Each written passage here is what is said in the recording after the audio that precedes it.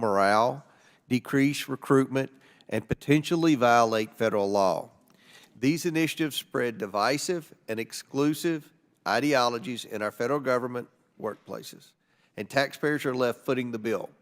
For these reasons, I support the Dismantle DEI Act.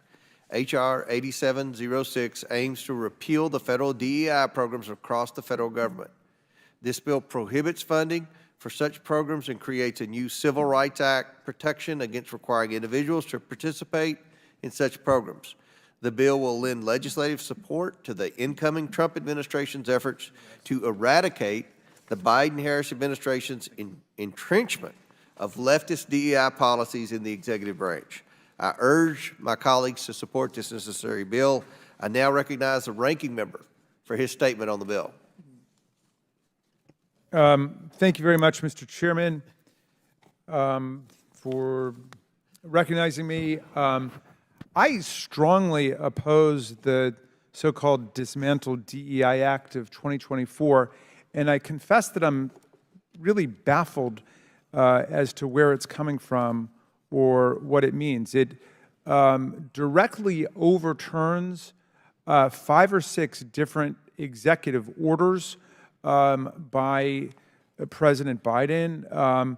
I don't have time to go through all of the executive orders that would become roadkill under this legislation, but let's just take one of them, which simply says that there should be equity in hiring for people who belong to communities who have traditionally faced systematic denial of equal treatment under the law. And then illustratively, it identifies disabled people, people who have faced discrimination based on their religion, people who live in rural communities in the country, veterans and military spouses, people from communities of color, individuals from communities that have faced discrimination based on sexual orientation and gender identity, people who have faced discrimination based on their status as students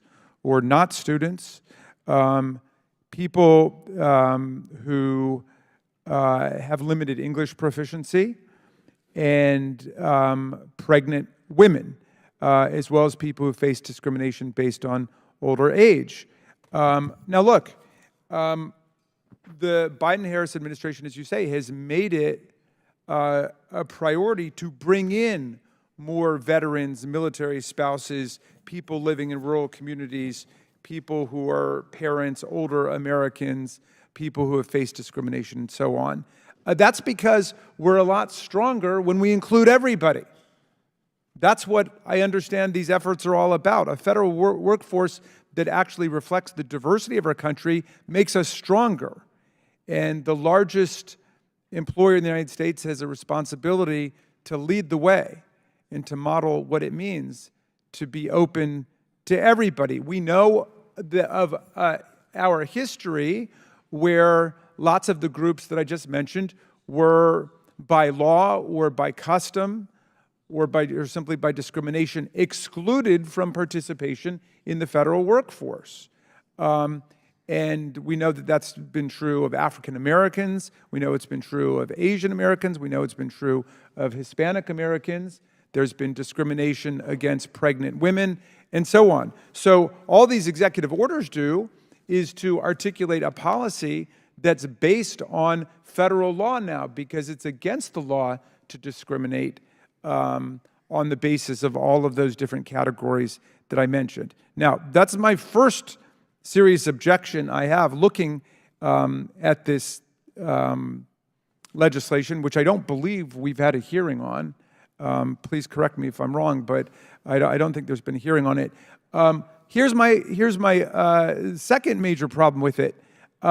It not only says we're going to dismantle any effort that's taking place in every agency and department of the federal government to make sure that hiring is taking place consistent with American law and American values, but then it says anybody who was working in one of those offices suddenly becomes ineligible to be rehired or reassigned anywhere else in the federal government. I've never seen something like that. I mean, but, we can have the policy debate about whether or not it's, good to have an HR effort that opens the doors to everybody and consciously tries to do that. But if you decide that you want to do a U-turn on what the Biden-Harris administration has done, I just don't see how you can turn it into a permanent scarlet letter for people who were assigned to those offices or who went to work in those offices to never get a job again in the federal government. I mean, that's remarkable. That comes very close to being a bill of attainder in the Constitution. I know a bill of attainder applies only to affixing a criminal stigma or penalty to someone. This affixes a professional stigma or penalty, a real scarlet letter to somebody who's just been doing their job. They might have been doing a great job at it, but suddenly we're declaring them a pariah, someone who is in exile from the federal workforce that they may have given 5, 10, 15, 18, 20 years to. That just makes no sense, and I would love to have somebody explain the logic of doing that. Imagine a veteran, say who's a doctor, I know someone who's a doctor, who then, in the VA, who then goes to work in a diversity office to make sure that the VA is hiring diverse members from the field of veterans in the country. Well, now we're saying we're going to close down your office, we're going to shut down your operation, we're going to send the message that all efforts towards diversity and inclusion stop, and then we're going to say you can't go back to be a doctor at the VA hospital, or you can't get a job even in another agency or department. You can't go work at the transportation department. You can't go work at HHS. And that, to me, reflects the sloppiness and the recklessness of this legislation, which is an attempt to take an absolute sledgehammer to efforts across the entire federal government to promote what I think is an essential American value, which is making sure that the federal government itself be open to people from every walk of life and every American community. And with that, I will yield back to you, Mr. Chairman. I ask unanimous consent to enter the following letter of support for the bill, letter from Heritage Action in support of the Cloud bill. I now recognize the sponsor of the bill, Mr. Cloud from Texas. Thank you, Mr. Chairman.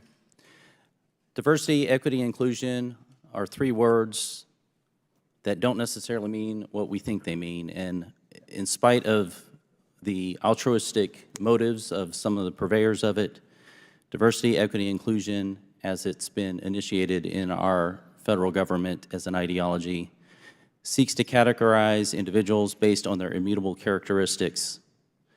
It is a rejection of the principles that people should be judged on the content of their character and their individual achievement rather than their sex, race, national origin, or ethnicity. DEI is a huge step backwards for our country. It has taken generations, not to mention a civil war, a civil rights movement, to move past a stain on our nation's history. But we have made tremendous progress. But to codify discrimination in an effort to remove discrimination is a woeful initiative and would undo generations of progress we have made as a nation on this. Every tear, every drop of blood, the sweat of our founders, our forefathers that have fallen would be in vain for us to continue and to reverse the path that we have. True justice is blind. It should not consider race or sex. And it's the duty of us as lawmakers to write just laws, and it's the duty of the executive branch to be just in administering them without deference to race, creed, religion. Yet the Biden administration has pushed through DEI initiatives into every policy and government department. What this bill seeks to do is really three things. It seeks to close the DEI offices that have been set up in virtually every single agency. And as well, this federal government has pushed these policies and sort of force-fed them on the American population by requiring that anyone who does business with the federal government, contractors, also have to adhere to these DEI policies, as well as the grant writing process. So this would write what may be a well-intended policy, but has done great harm to our country. It's been very divisive. A new report from Do No Harm counted 500 DEI actions that the Biden administration took place or planned to take. DEI ideology simply does not work and only serves to divide our country. DEI ideology also results in absurd government-funded programs and has been a complete waste of taxpayer dollars and is dangerous, as sometimes people who do not have the competencies to carry out the job are placed in jobs for DEI reasons. It is time for us to unwind this bureaucratic initiative and to restore a functioning government that does not give preference to race, sex, or any of these characteristics. Thank you, Chairman. Would the gentleman yield for And a I yield question? back. Would the author yield for one question? Sure. Well, I'm just curious if you would explain the meaning and import of the provision that would make someone who works in one of those offices ineligible for rehiring or reassignment in a federal department or hiring somewhere else. They could reapply for another office. What we are not going to do is take an office that has been stood up for the purposes of DEI and mandate that the federal government has to somehow find a place for people who have, if they're there as, and their credentials are to be a DEI officer, we do not have to find a way to place them somewhere else. These were initiatives that were placed by the federal government and, or by the executive actions of the president, and they need to be pushed back on. Thank you, Okay. Chairman. I yield back. If I could I just pursue that for 1 second? Okay, I yield it back to the chair. Thank you. Yields back. Do any other members seek recognition? Ms. Stansberry from New Mexico. All right. Well, thank you, Mr. Chairman and Ranking Member, and to the gentleman for bringing this bill before this markup here today. I will have an amendment on the bill later on in the debate, but, you know, as I say often in this committee, I'm a former federal employee. I used to work at OMB. One of OMB's jobs is to help manage the federal workforce. They work very closely with OPM, and we deal a lot with, you know, the regulations and the legal system around federal employment. And I really want to emphasize the comments that were made by the ranking member about how unusual this bill is. You know, we just had a letter introduced into the record from the Heritage Foundation that is supporting this bill because of misguided efforts to essentially stoke segregation, division, and create a victim-oppressor narrative, essentially, is what this letter of support says. But what is particularly peculiar about this massive bill that's been introduced, and I want to note that the co-sponsor of this bill, or this primary sponsor of this bill in the Senate, is Mr. J.D. Vance, our Vice President-elect, is it literally, as the title says, is about dismantling diversity, equity, and inclusion programs in the federal government. It revokes executive orders. It amends the Civil Rights Act, and it amends other parts of the federal code that protect our federal employees. And then it has this peculiar section that the ranking member talked about, which is actually essentially creating lists of federal employees and contractors that would never be eligible to work for the federal government again. Now, we have a word for that in common parlance. We call it blacklisting. And blacklisting comes from the 1950s, when here in this House of Representatives, there was a Committee on Un-American Affairs that was convened under Joe McCarthy. The purpose of that was to purge the federal government and to accuse federal employees and blacklist them from future federal employment. So I'd like to say, welcome to the new House Committee on Un-American Affairs and to the new McCarthyism, because we have arrived here today Will the with this gentlelady bill. yield?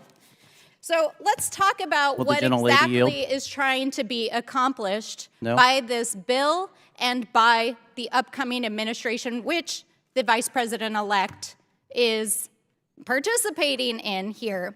Now, okay, let's take the argument to its logical extension that this is really about making sure that we have qualified individuals inside the federal government. So my question is then, why is the president-elect choosing absolutely unqualified cabinet secretaries to be at the head of every single agencies?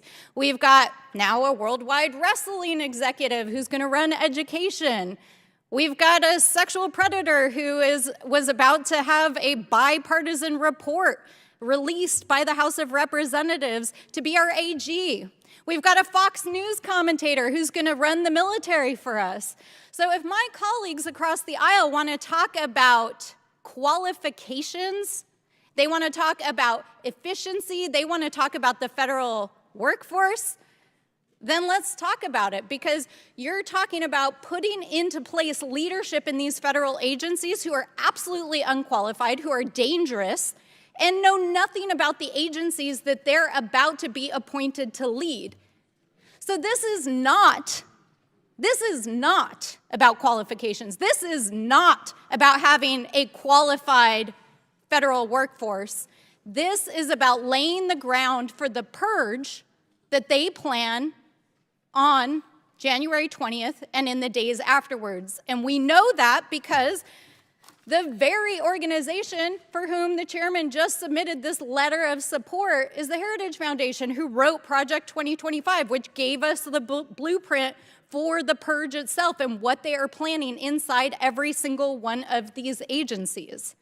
So we need to be clear-eyed about what this actually is and about what is trying to be accomplished, and why 4 weeks before we're about to adjourn for the holidays, the Republicans are bringing this bill to a markup without an actual hearing. This is modern McCarthyism. They are preparing for a purge. They are going after members of the federal government who are advancing because they are people of color, women, LGBTQ+, other members of our community who have been excluded systematically from participating in federal service and leadership positions, and then they're going to put their own unqualified loyalists in there to take out our federal workforce. That is what this bill is about. It's about creating a statutory framework to do that, and we're going to fight it every step of the way. With that, I yield back. The lady yields back. Any other members seek recognition? Mr. Chairman. We'll rotate back and forth. Thanks, Mr. Chairman. Mr. Biggs from Arizona is recognized. Then we'll go back. Thank you. I appreciate the gentlelady's statement. I assume that she's referring to Pete Buttigieg or Javier Becerra or Mr. Mayorkas, who were unqualified appointees of the current administration. I find that interesting. But I also find it interesting because this bill it has some interesting things in here. The first section, Section 1201, or Section 3, which is 1201, says that you cannot discriminate for or against any person on the basis of race, color, ethnicity, religion, biological sex, or national origin. That sounds, you're going to read that to my constituency and most Americans, I think they're going to say, hey, that's not a bad idea. You cannot require as a condition of employment, as a condition for promotion or advancement, or as a condition for speaking, making a presentation, or submitting written materials that an employee undergo training, education, or coursework or other pedagogy that asserts that a particular race, color, ethnicity, religion, biological sex, or national origin is inherently or systemically superior or inferior, oppressive or oppressed, or privileged or unprivileged.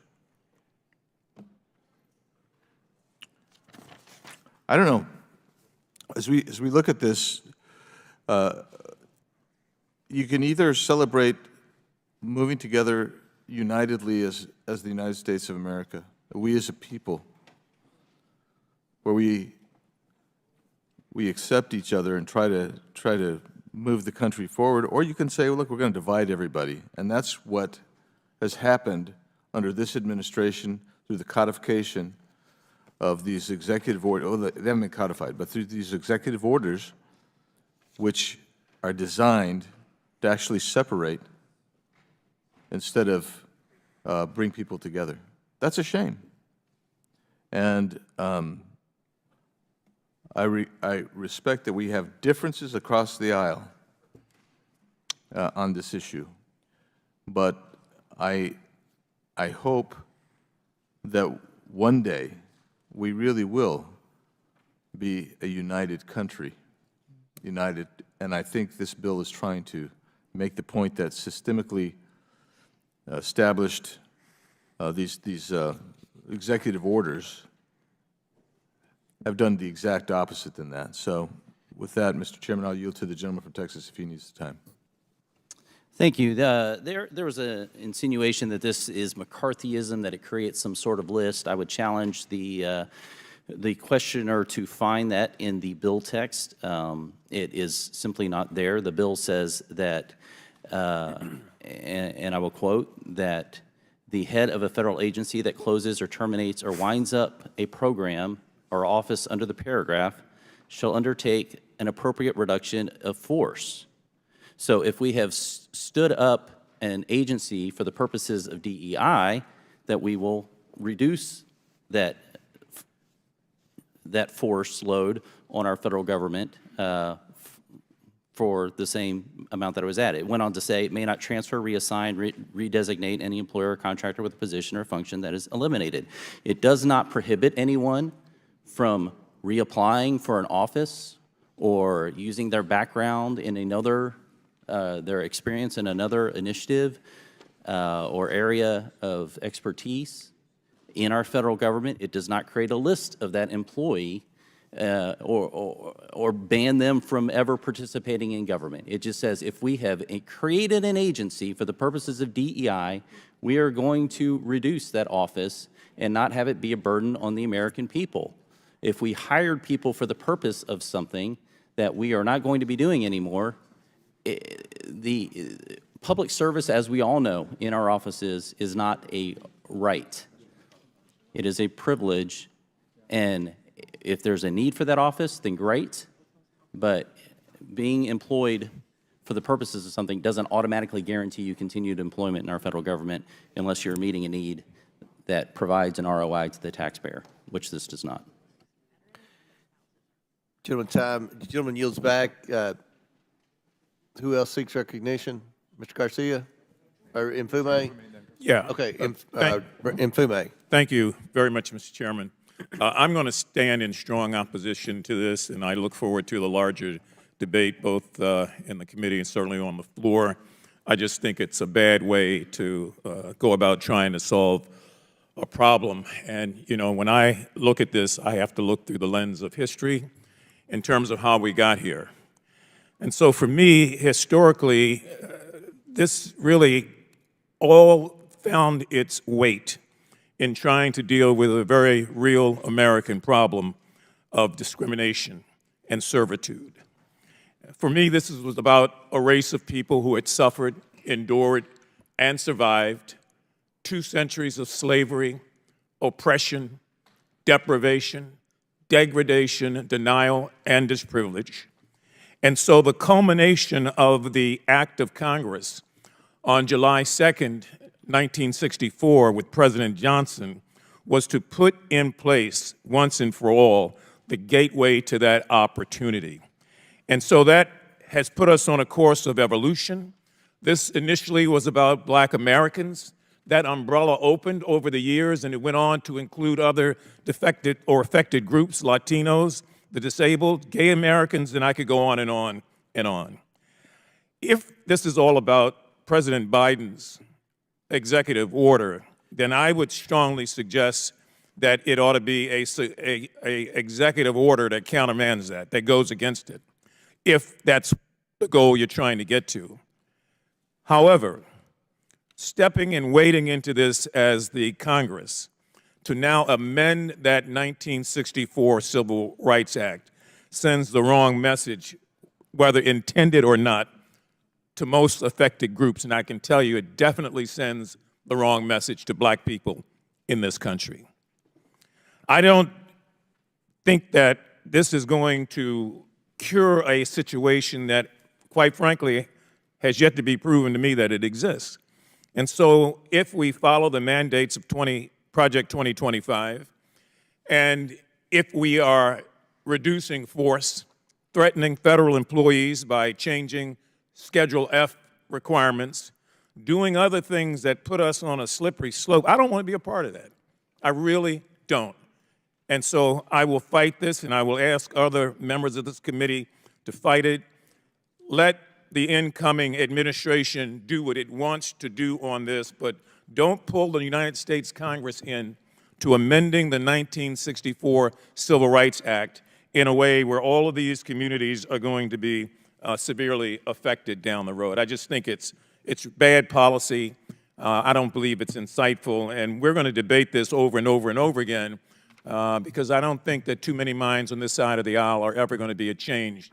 There are too many people who are the great-grandchildren and great-great-grandchildren of a system that worked against them to now see this effort, and I'm not impugning the gentleman's integrity by any means. I just think that this is the wrong way to go about doing it. I stand opposed, and I yield back. Would the gentleman yield? Yes. Thank you, Mr. Mfume, and thank you for your eloquent statement of purpose, which I think describes how we all feel on the Oversight Committee. This is a very sweeping attack on the progress that we've been making as a country to leave behind the legacy of racism and sexism, discrimination against veterans, discrimination against the disabled, discrimination against pregnant women, and so on. I want to say that to the distinguished gentleman whose bill it is, I appreciate the clarification that this is not an attempt to keep people who work in such offices ever from being rehired again. So that's a step forward. But I hope he understands that he is treating people who work in these offices completely differently from everybody else in the federal government, because right now we have several regulations and laws, including one that applies specifically to veterans. So that's the one in my mind. And let me tell you what it says.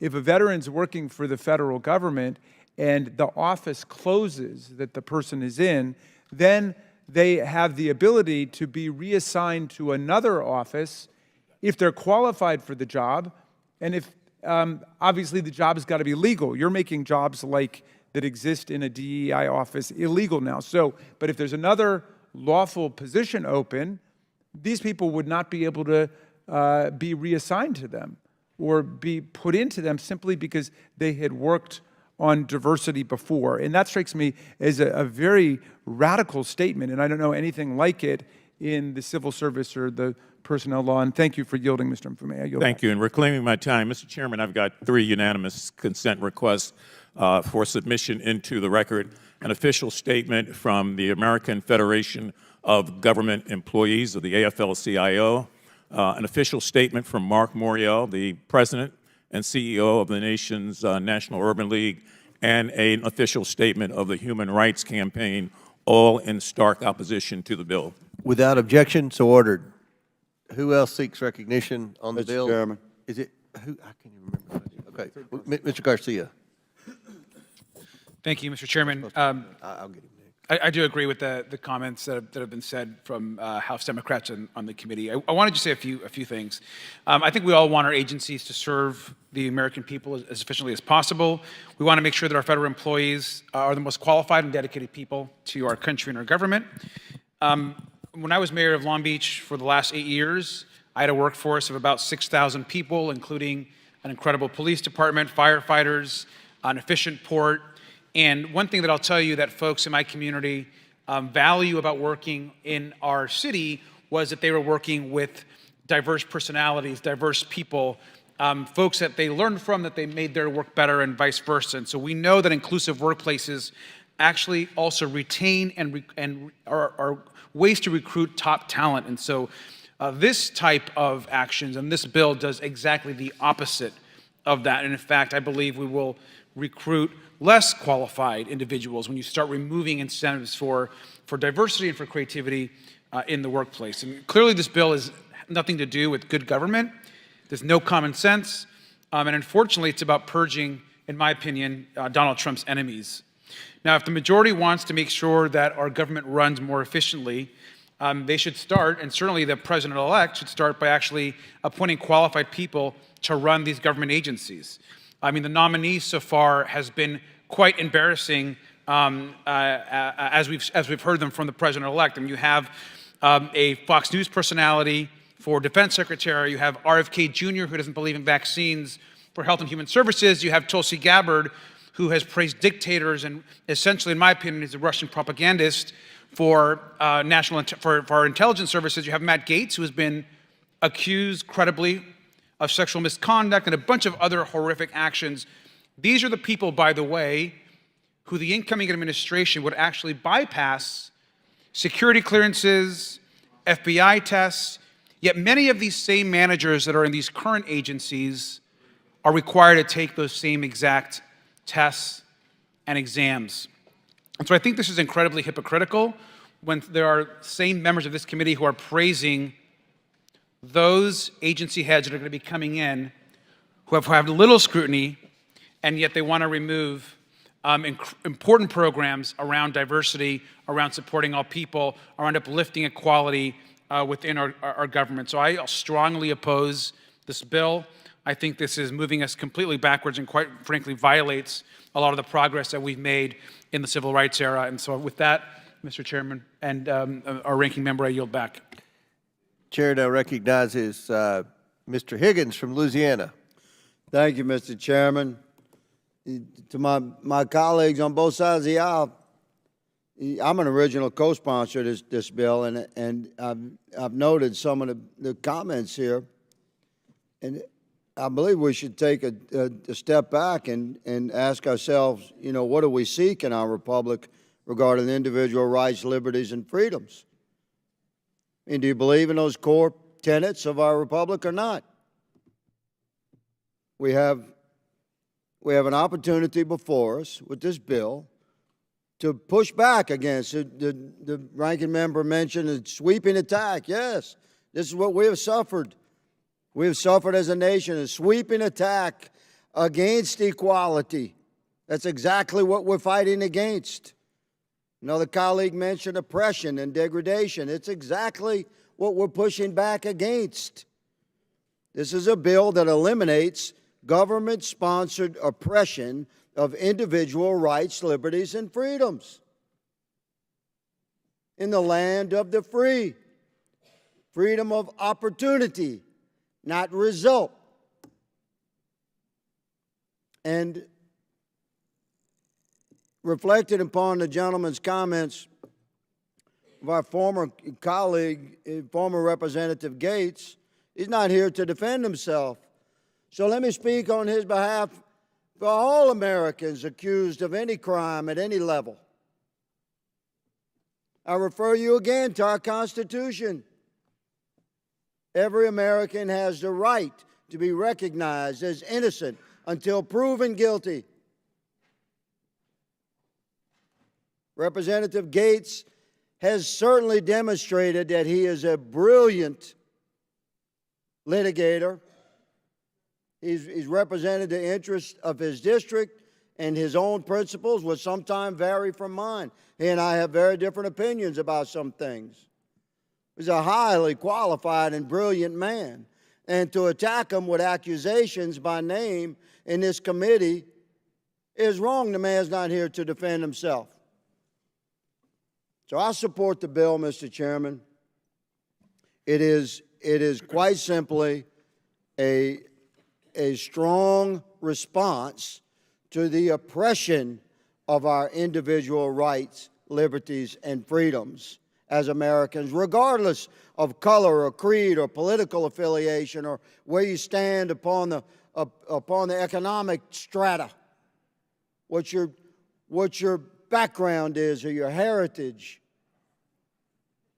All of us should be counted as Americans equal as we move forward through the course of our life on our journey, and we should not face obstructions that are baked into our government bureaucracies that exclude citizens strictly based upon their color, their heritage, their creed.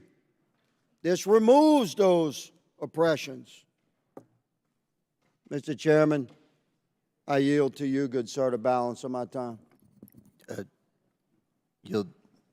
Yes, sir. Yield to the gentleman from Texas. Yeah, first of all, I want to thank you, Mr. Nfume, for not, for realizing we can have different views with the same goal and have altruistic motives on both sides. I just want to thank you. I appreciate that.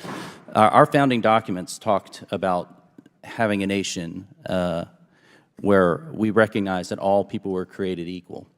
Martin Luther King talked about that being a promissory note because, as we know, that had not always been the case and has not always been the case in our country. And it took too long and has taken too long for us to get where we need to go. But he also said that we shouldn't use the results of segregation, and I think we could also say discrimination, as the justification for future segregation or discrimination. That's what this bill seeks to do. It seeks to reverse some of the policies that have, instead of looked at merit or qualifications or the like, and institute a policy where you are hired on those things instead of where the first thing we look at is factors about our character, our personality, our skin color, our sex, whatever the case is in qualifications for a job. And I'll just point out, there's many of these examples, but the Air Force's Diversity and Inclusion Resource Book has recommendations for unconscious bias, race-specific learning, cognitive diversity teaming, general diversity and inclusion and belonging, and it includes a book title called White Rage. This is the kind of things that are going. We should not discriminate at all in our government. This bill supports that, if you read the first title.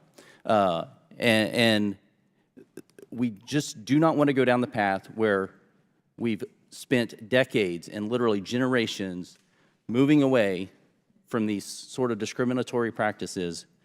The idea is not to codify these as we continue to move forward and work toward a more perfect union. Thank you. Would you yield? Would you gentlemen yield? My time's up. It's not my time either, but it's up to the chair. Gentlemen. I'd be happy to. Yeah, if you do you want to yield? Yeah, go ahead. Sure. Yes, sir.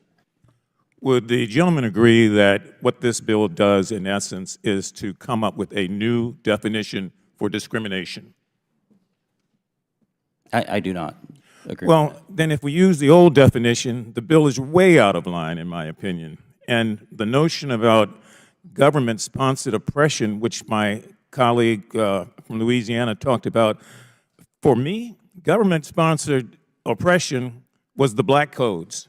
For my parents, the Dred Scott decision, the Runaway Slave Act. I mean, that's going hardcore to when the government is actually sponsoring oppression. But if we're talking about doing away with diversification initiatives, this is an axe. This is not a knife. It's not pinpoint. It's an axe, just to do away with everything under this new discrimination, which leaves a lot of people unprotected, a lot of people out of work, government employees and private sector employees to some extent. But most of all, it doesn't solve the problem. It doesn't deal with the real problem of discrimination, racism, and the things that we have come to abhor and say and pledge that we're all against. This is just so broad that I believe that, as I've said before, I'm going to stand in opposition to it. And I can only talk about this from my perspective as a black man living in America. And I'm telling you, it's the wrong thing and the wrong way to do it. And I would strongly suggest, as I said, and I'll yield back, the gentleman who's kind enough, and the chair, I really believe that in this instance, the Congress should not be wading in to amend the Civil Rights Act of 1964 because of an executive order by a president that you may or may not like. That ought to be undone, I think, by another executive order if you're going to do it that way. But to do this, I just can't support. I yield back. Gentleman's time expired. Any other members seek recognition? Ms. Lee? Yeah, Ms. Lee, you're recognized. Thank you. Thank you, Mr. Chair. I'm not in favor of the Dismantle Diversity, Equity, Inclusion Act, or what it maybe would more aptly be called the dismantling any semblance of support or opportunity for certain American acts. We know who those Americans are, Americans who have not enjoyed centuries of unfair advantages by keeping others enslaved or segregated or disenfranchised or incarcerated or redlined or gerrymandered or excluded by law. Americans who've lived with disabilities or had their relationships criminalized or their gender expression demonized. If we're being honest here, this bill, which will wipe out every diversity, equity, and inclusion program in our federal agencies, plus those who contract with us, plus those who receive grant money, plus our schools, is nothing new.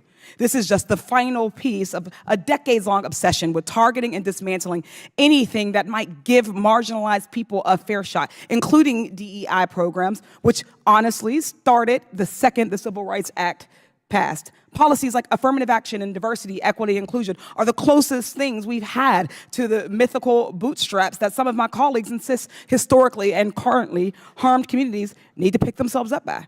After centuries of efforts to keep us out of schools and universities, from jobs and elected office, Republicans targeting these policies are no accident. Why do predominantly conservative white men believe that the success of a black person or the opportunity or access of a black person is an existential threat to them? DEI is not given any unfair advantage that society itself does not already confer on certain Americans. It merely exists to ensure that all other people, that women, minoritized folks, queer folks, disabled folks, have the same opportunities to succeed and thrive in our workforce and our schools as people who have not had those opportunities systematically and legally stripped from them do. Is our country not greater when all of us have opportunities to succeed and contribute and survive? Our success and our survival as a nation is bound together. Diversity, equity, and inclusion programs only exist to band-aid over decades, hell, centuries of discrimination against people's skin color, their religion, disabilities, gender, or sexual orientations, you name it. Contrary to Republican conjecture, remedying past discrimination is not, in turn, a discrimination. And we're not going to sit here and pretend racism is over just because one black person on the Supreme Court agreed that it should be. What DEI does not do is give some kind of magical pass to better jobs, like some of our colleagues are implying. That middle word, equity, does not mean more than or better than. It means treating people fairly and impartially. It means working to fix generational and systemic discrimination to the betterment of all of us and all of our institutions. But instead, Republicans are trying to bastardize the term DEI to be a slur. When Justice Ketanji Brown Jackson was up for confirmation and when Vice President Harris was added to the ticket, they called them DEI hires. They want you to believe that a Harvard graduate with over 20 years of experience, who happens to be a black woman, is not qualified, but a Fox News personality is qualified to run the Department of Defense, and the WWE executive is qualified to run the Department of Education. Let's be real. There is an attempt to create a direct correlation between our race, being a black person, and our qualifications. So much as to say that there is no way to be a black woman. There is no resume that a black person could have that would qualify them unless that black person is a Republican, and there is a quota there. And while all of this has happened at the top level of our government, I can promise you these same things are happening on every single level of government and private sector. But those people don't have a national platform to speak out against discriminatory treatment. Where is a federal worker supposed to turn when another coworker says a racist comment to them in the break room? Where is the same-sex couple who is denied housing supposed to, because of their relationship, supposed to turn? Where is a pregnant woman who was fired for being pregnant supposed to go? Often the only place that they have to give them recourse are the diversity, equity, and inclusion programs. These folks just want to do their jobs, serving the American people in an environment that feels safe and supports them. Making work a better, safer environment for some does not mean it automatically is worse for others. And those complaining about DEI training are probably the ones who need it the most. My Republican colleagues have got to stop punching down on already marginalized communities and face their own fears of a level playing field privately. It's shameful. I yield back. Gentlelady yields back. Any other members seek recognition? Mr. Burleson from Missouri. Thank you, Mr. Chairman. We just left this room last night listening to a FEMA director who was apologizing for the failures of her agency, an agency that, by the way, made its top priority and its focus and mission on diversity, equity, and inclusion. You would think that their mission and goal should be on providing aid and support to the American people in times of disasters. Just months ago, we had another individual sitting at this table during a hearing who was apologizing for the failures of Secret Service because of the events that happened in Butler, Pennsylvania. A same agency who made it their #1 priority not to protect key individuals. It's not their #1 priority. The #1 priority is diversity, equity, and inclusion. And look, I think that what's happened here and what I think that we may not understand is I think we perceive DEI as a shift from the Civil Rights Act and into, instead of discussing equality of opportunity, we're now focused on the equality of outcome. And it's only common sense, it's only logical that you cannot dictate an equality of outcome unless you eliminate the equality of opportunity. This agency has done that. In my opinion, they have moved on from the Civil Rights Act and moved on towards this equality of outcome, which, in my opinion, is shoehorning some form of Marxism into what is a noble cause, which is to try to root out and eliminate discrimination in the workplace. And so that's the motivation behind this, and that's why I'll be supporting it. Gentleman yield. Does the gentleman yield? Someone asked if you. Does the gentleman okay, yield? Stansberry asked. Okay, no. Gentleman's time's expired. Any other members seek recognition? Yes, Ms. Presley from Massachusetts. Thank you. This bill titled the Dismantling DEI Act is an utter disgrace. Having sat and read the text in preparation for today's markup, I have yet another example to tell my constituents about the unserious work of the Republican Party. Now, I'll work with anyone serious about progress who wants to center the people who call this country home. This isn't it. The Committee on Oversight has the broadest jurisdiction in the entire House of Representatives to investigate any topic it chooses, but we are debating legislation that denies the sky is blue, water is wet, and racism is real. The major provision of the bill says to ban anything that acknowledges racism. And a few pages later in the exact same bill, there are multiple provisions discussing the presence of racism. This Republican approach is as predictable as it is nonsensical.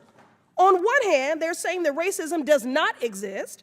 On the other hand, they are saying there is rampant reverse racism. Well, how do you reverse something that never existed in the first place? Riddle me that. While this Republican policy may have a new name, it's the same old tired game. Look, y'all are entitled to your opinions, but not a denial of the facts. Do you all know your history? Do you know American history? The original Constitution counted enslaved individuals as 3/5 of a person. During World War II, the federal government forcibly relocated and incarcerated 110,000 Japanese Americans. The FHA practiced redlining in the 1930s and 60s to deny mortgages to Black Americans, which is why we have a racial wealth gap today. I could go on. The GI Bill, which is supposed to be race neutral, denied access to Black Americans, denying them equal access to education and housing benefits, which is why we do not have generational wealth. Don't talk to me about merit when those Black servicemen fought for our freedoms. And I'd also just like to take a personal note of privilege to say, please keep Dr. Martin Luther King Jr.'s name out of your mouths. Yes. Your perversion of his words and his mission when his children have asked you to stop invoking his name and perverting his work when he was a proud and unapologetic black man fighting for equality for black Americans and all marginalized people. So you all are entitled to your opinions, but not a denial of the facts. But I'm not surprised that you would deny American history. What I am, though, is committed. Committed to speaking truth to power, committed to standing up for marginalized communities and vulnerable people, committed to ensuring that everyone has equal opportunity to buy a house, to work a job, to pursue higher education, and to live in a society that is fair and just. A colleague across the aisle invoked the phrase of, we must do everything to stop government-sponsored oppression. Well, I've just enumerated numerous examples, which is exactly why we have legislation and an executive order to reverse this harm. And that is why I'm committed to opposing this bill and urge my colleagues to do the same. Gentlelady yields back. We'll go back. We'll rotate sides. Chair recognizes Mr. Perry from Pennsylvania, then we'll recognize Talib after that. Thank you, Mr. Chairman. I yield my time, such time as he may consume, to the gentleman from Louisiana, Mr. Higgins. I thank my colleague, and I appreciate my Democrat colleague for exemplifying exactly the kind of oppression of freedoms that we're referencing. How about we'll quote whoever we want to quote? How about that's my First Amendment right? That's exactly the kind of baked-in oppression. Like, how dare a white Republican quote Martin Luther King? We actually had a congressman say that just now in this committee. Well, thank you, good lady, for once again exemplifying the type of oppression that we stand against. You know I'm right. You know I'm right. Order. Mr. Higgins has the floor. And we will quote who we please to quote. A disgrace. And we will continue to speak freely because now I'm a veteran. That's the country that I serve. That's the Constitution I swore an allegiance to. And that oath has no expiration date. I will fight for it with my last life's blood. For my right to speak freely and yours, good lady. You will never hear me saying, how dare you quote anybody you please to quote. And that exemplifies, America, precisely the type of institutional oppression that my colleague, Mr. Cloud's bill, for which I'm an original co-sponsor, hopes to push back against. But Mr. Higgins, have you read your own bill? Have you read your own own bill? Because it is trying to regulate speech. It is actually Hey, Ms. Stansberry, you're out of order. Ms. I yield Stansberry, back you're to out of Mr. order. Perry. It's Mr. Perry's time. Chair recognizes Mr. Perry. Thank you, Mr. Chairman. I yield the balance of the time to the gentleman from Texas, Mr. Cloud. Mr. Cloud. Thank you, Mr. Perry. I'll just say, I think this is what makes progress hard on this front. The idea that we can't have a conversation on government policies that have been put in place. My intent, in my opening remarks, I acknowledged many of the things that have been talked about, the stain on our nation's history that we have in some ways moved past, but there will continue to be work to be done. It's sad and sickening that in a fallen world, in a nation as diverse as ours, and we are one of the most diverse nations in the world, there still remain people who cling to old, racist, ignorant ideologies. My concern is that the way this has been implemented into many of the agencies in our federal government, this has been listed as the #1 agenda in agencies that are supposed to be doing other things. Yesterday, Mr. Burleson mentioned FEMA. And one of the things is they're trying to weigh someone's religion and how they give out aid. That's crazy. That kind of stuff shouldn't be happening in the United States of America. There's research that's gone into this. Journalist and researcher Jesse Singal wrote in the New York Times that there's very little evidence that many of the initiatives work. The specific type of diversity training that is currently in vogue, mandatory training that blames dominant groups for DEI problems, may well have a net negative effect on the outcome managers claim to care about. Forbes senior editor Jenna McGregor wrote, compulsory diversity training aimed at people's biases or preventing discrimination behavior appears to actually do more harm than good. I did not benign the intents or the motivations in these policies, but what we are finding and what businesses are finding now, a number of them have implemented these policies and realizing they're not working. They're not accomplishing the desired ends for us to continue to move toward a more perfect union. And that's why we're seeing a retraction from them. My concern is getting our federal government to a place where race and sexism and all these things are not the first thing we look at in our hiring, in our grant writing, in our contracting. I think it would make us a better country. Gentlemen, time's expired. Chair now recognizes Ms. Tlaib from Michigan. Thank you so much, Mr. Chairman. You know, I sometimes remind people I grew up in the most beautiful, blackest city in the country, the city of Detroit, because I need you to understand sometimes your lens becomes different when you're in a community just embodied with the constant, I think, struggle of not really, because you will never truly understand what it means to be black in America. Never. You have to acknowledge that. If you don't, I don't think we'll ever be able to pass. You have to know. I believe it in my heart that you do. And, you know, this black pastor told me, you know, I'm sitting in the pew, of course I'm sticking out, and Pastor Bland Jr. looks at me in the audience, and I just felt like he was just looking at me, but, you know, if you're a good pastor and you know what you're doing, you always think he's just talking to you. And he said, you know, our country is not divided, it's disconnected. And when I think about that, I think about the fact that we continue to disconnect because we allow segregation to live and breathe in a way because, you know, people are more comfortable that way, right? You hear people say, well, that's not my fault. I'm a better public servant, a better American, and everything because I went to a beautiful, diverse high school, you know, because where I lived, that's the high school you had to go to. We all went to those neighborhood high schools. There was something beautiful, though, because I went to school with Hungarians and Polish and Latinos and black folks and Muslims and I mean, just all different kinds of backgrounds of people from all different likes.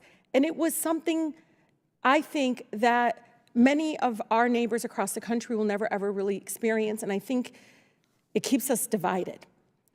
When I think about this bill, I think about not just, obviously, the importance of diversity and inclusion and trying to make sure that our government is reflective of who we serve.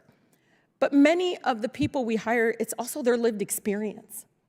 Their lived experience is going to have them lead with some sort of compassion that we'll never, again, have similar because we haven't lived the life that they have in our country.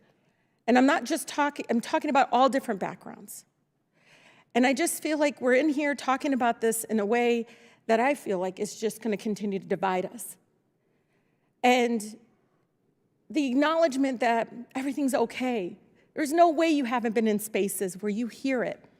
In the Michigan legislature, Chairman Comer, a man, you know, was a minority witness in the Michigan House and used the N-word in such a derogatory word. My own state representative was in tears afterwards, thinking of her child, her beautiful, lovely son, adult son, but just thinking, my God, he thought that it was okay, that he was somehow emboldened to use that word in the people's capital, in Lansing, Michigan. We have a lot of work to do. I just think this is not it. We got to make sure that we're focusing. No, really, we got to make sure that we're putting people in the room. That sometimes we got to make sure they are in the room together, because they're not going to come in the room together unless we require it or urge it to happen, because we know if we do that, then all the services, the way we move as a federal government, will be reflective in a way of leading with that compassion I think that is needed. I just urge us to please just step back and understand that. And I'm not going to tell you, I fully understand like where you're, I just know that there's no way you don't know that racism is very clear in these spaces, especially here in an institution that wasn't ready for someone like me. And sure the heck sometimes isn't even ready for the American people, our own neighbors across our country, that will have to be inflicted in coming to get whatever services. God, it's something beautiful if they can look at somebody that is reflective of them and understand their lived experience. And I think we're getting farther away from that. And I know you don't see it, but I'm an attorney. I read this. You're going to allow these protections to fall apart when you do this kind of legislation. You will. It'll allow these protections to fall apart because you're going to allow people to get fired solely because you're dismantling, again, a policy and a process of creating a culture, again, that's reflective of our country. With that, I yield back, Mr. Chairman. I yields back. Any other members seek recognition?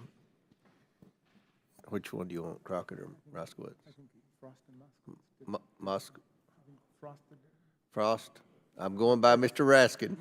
Moskowitz. So recognized. So I really have a question for the sponsor. So I've been sitting and listening and trying to hear your intent and talking about discrimination. But the problem is that argument falls apart on page 6, line 17 through line 20. And in fact, if you're sincere about your intent of the bill, what I would tell you is you should delete those lines. Because actually those lines are actual new discrimination. See, you want to get rid of an office. We may disagree with it, but you can get rid of an office. You want to change policy. We may disagree with the policy you want to change, but here actually in those lines, you are creating second-class federal employees. You're creating new discrimination. May not transfer, discrimination. May not reassign, discrimination. May not redesignate any employee, discrimination. Those are protections that every other federal employee in every other office in the federal government gets. It's a right and a privilege that they get. But you're going to remove that from these people, not an office. Fine, I disagree with it, but it's an office. Not a policy. Fine, we disagree with it, it's a policy. This is people now. Now you're going to the people. You're saying, because you worked in an office that we don't think should exist, because you worked there, we're going to remove protections that every other federal employee gets, but not you, because we disagree with the office you worked in. That is straight up discrimination. And so listen, if you're serious about wanting to change the office and the policy, you should remove those lines, because the entire argument falls apart when you want to treat the people who work there completely different than anybody else. And I'm happy to yield the rest of my time to the ranking member. Thank you so much, Mr. Moskowitz, and thanks for that powerful statement. That was the thing that jumped out at me when I first read this. This wasn't just a change in programmatic direction. It was an attempt to strip federal workers who were doing nothing other than their job, as it was defined to them and described to them, of essential civil service protections that occur to everybody who works in the civil service. And again, there's a general regulation that deals with that. There's one specifically for veterans, saying if a veteran is working for an office, say it's one of these offices that closes, that veteran has the opportunity to be reassigned to another job that he or she is qualified for, doing not the same work, but the new work of the new office. And yet, this seems to paste a scarlet letter on them saying, you worked in now the politically incorrect, ideologically disapproved office the reviled DEI office, and now you're going to have less rights than everybody else in the workforce. You'll be fired. And it does sound like from the author, at least they could reapply. I think it would clearly violate equal protection in the First Amendment for them not even to be allowed to reapply. But why would we set up a two-tier system where there are people who work in the federal government and then people who worked in the federal government for DEI? And it does, I think, cast a pall over the whole legislation, which obviously is touching, a lot of nerves. And, Mr. Cloud, I respect, the spirit with which you offer this legislation, and I respect the fact that you are not in denial of what so many of our members want to point out, which is that our history is one that begins, of course, with slavery and the denial of rights of African Americans. In the Dred Scott decision, Chief Justice Taney, unfortunately of Maryland, said that the African American has no rights that the white man is bound to respect. And then even after the Civil War, we fought a whole war to overthrow the system of white supremacy, to emancipate people from slavery. Still, the Supreme Court said in 1896 in Plessy versus Ferguson that it was perfectly okay for government to segregate people according to local racial customs. And we know that that means discrimination and second-class services. So the legislation you offer is part of a long history and goes back to the Civil Rights Act of 1964, the Voting Rights Act of 1965. I'll yield back to you, Mr. Moskowitz. Just reclaiming my time. And so I would want the sponsor to answer that question because, look, if Donald Trump were to create a new agency, right, and years later, when we get power back, if we were to eliminate that agency or eliminate that office, but we then said those people who worked in this area of government that we disagreed with, they're going to get less rights and privileges than every other federal employee, you would be jumping up and down that we were treating Trump supporters different. And so what I'm saying to you is, if your intent is to change policy, and if your intent is to eliminate an office, we may disagree with that, but don't punish the people who work there and treat them different than everybody else, and then say this is about trying to change discrimination. I yield back. All right, gentlemen, time's expired. I think we go back and forth.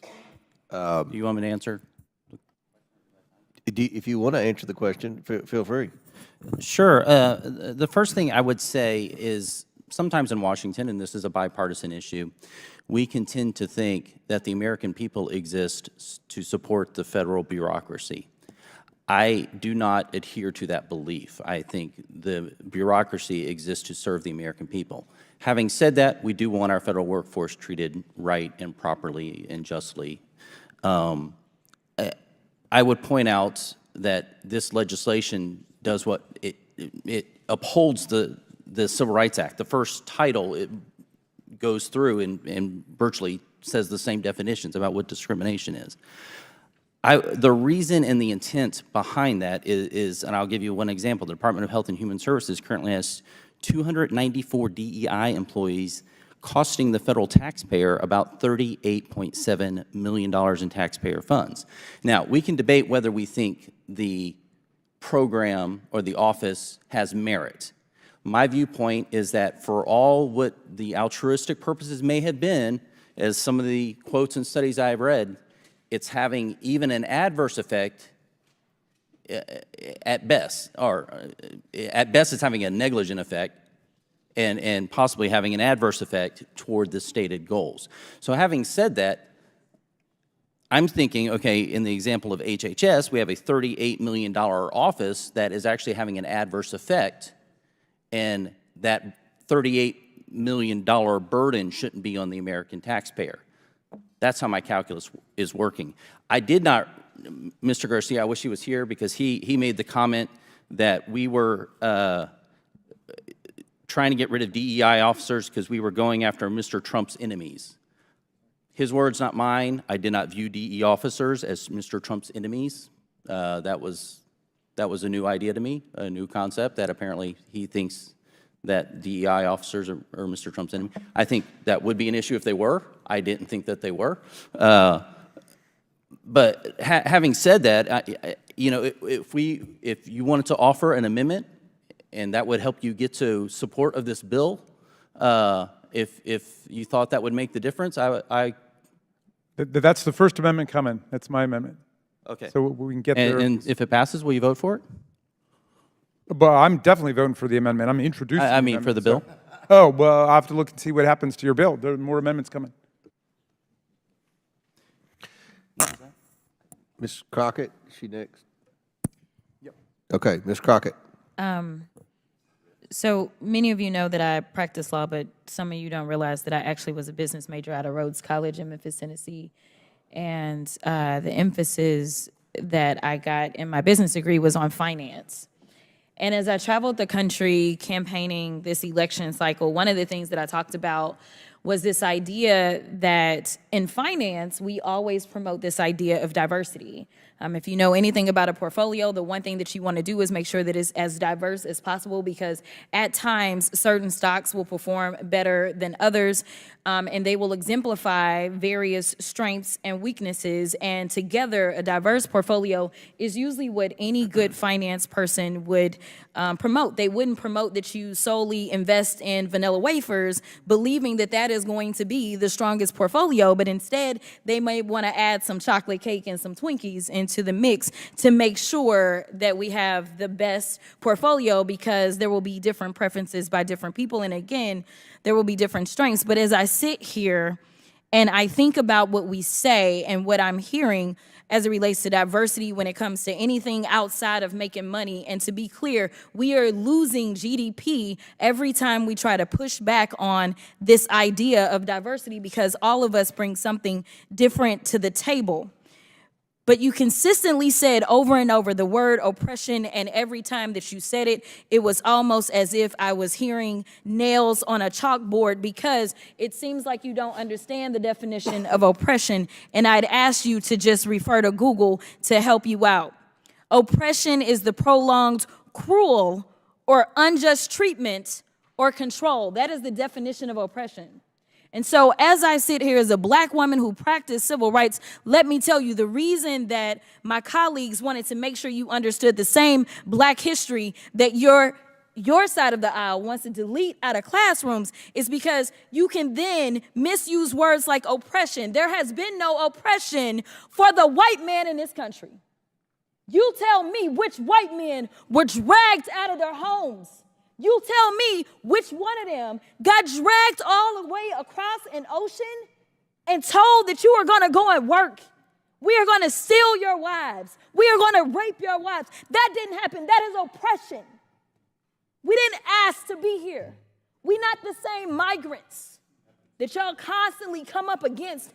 We didn't run away from home. We were stolen. So yeah, we are going to sit here and be offended when you want to sit here and act like, and don't let it escape you that it is white men on this side of the aisle telling us, people of color on this side of the aisle, that y'all are the ones being oppressed, that y'all are the ones that are being harmed. That's not the definition of oppression. You tell me the prolonged, cruel, or unjust treatment that you've had, and we can have a conversation. You could start with Exodus. The final thing that I will say on this particular issue, two things.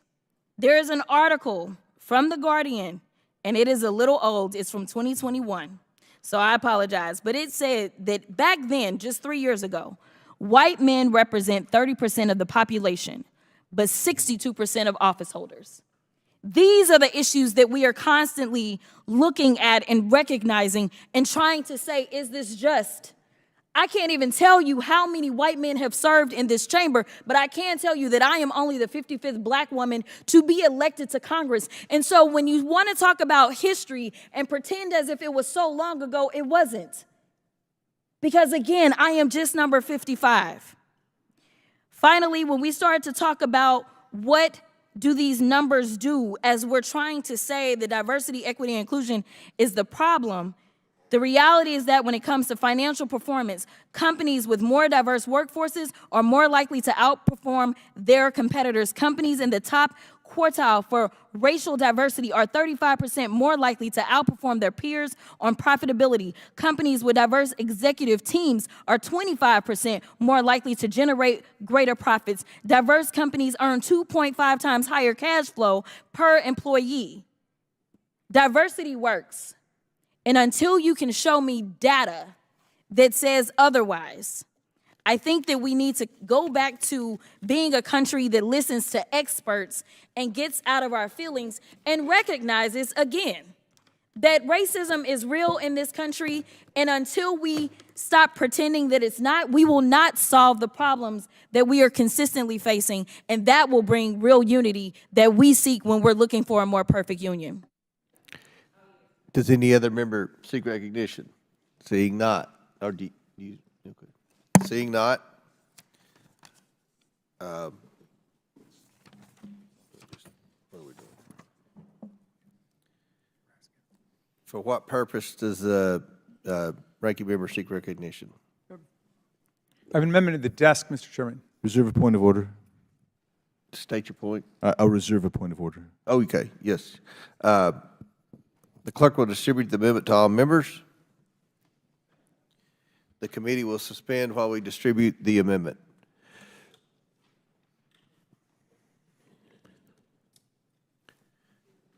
How many amendments do you all have? Is this it? I think there might be 5 or 6. Let me find out. Okay.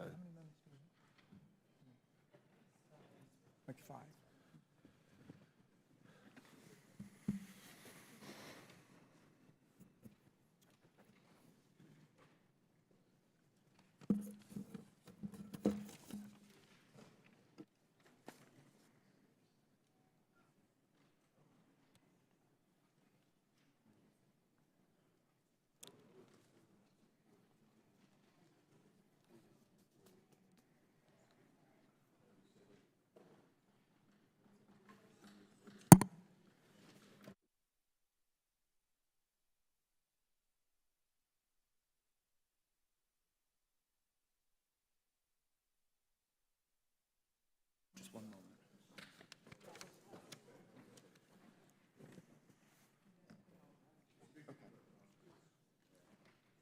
Ready? The clerk will designate the amendment. Amendment to the amendment in the nature of a substitute to H.R. 8706 is offered by Mr. Raskin of Maryland. Without objection, the amendment is considered as read. I reserve a point of order. The ranking member is recognized for 5 minutes to explain his amendment.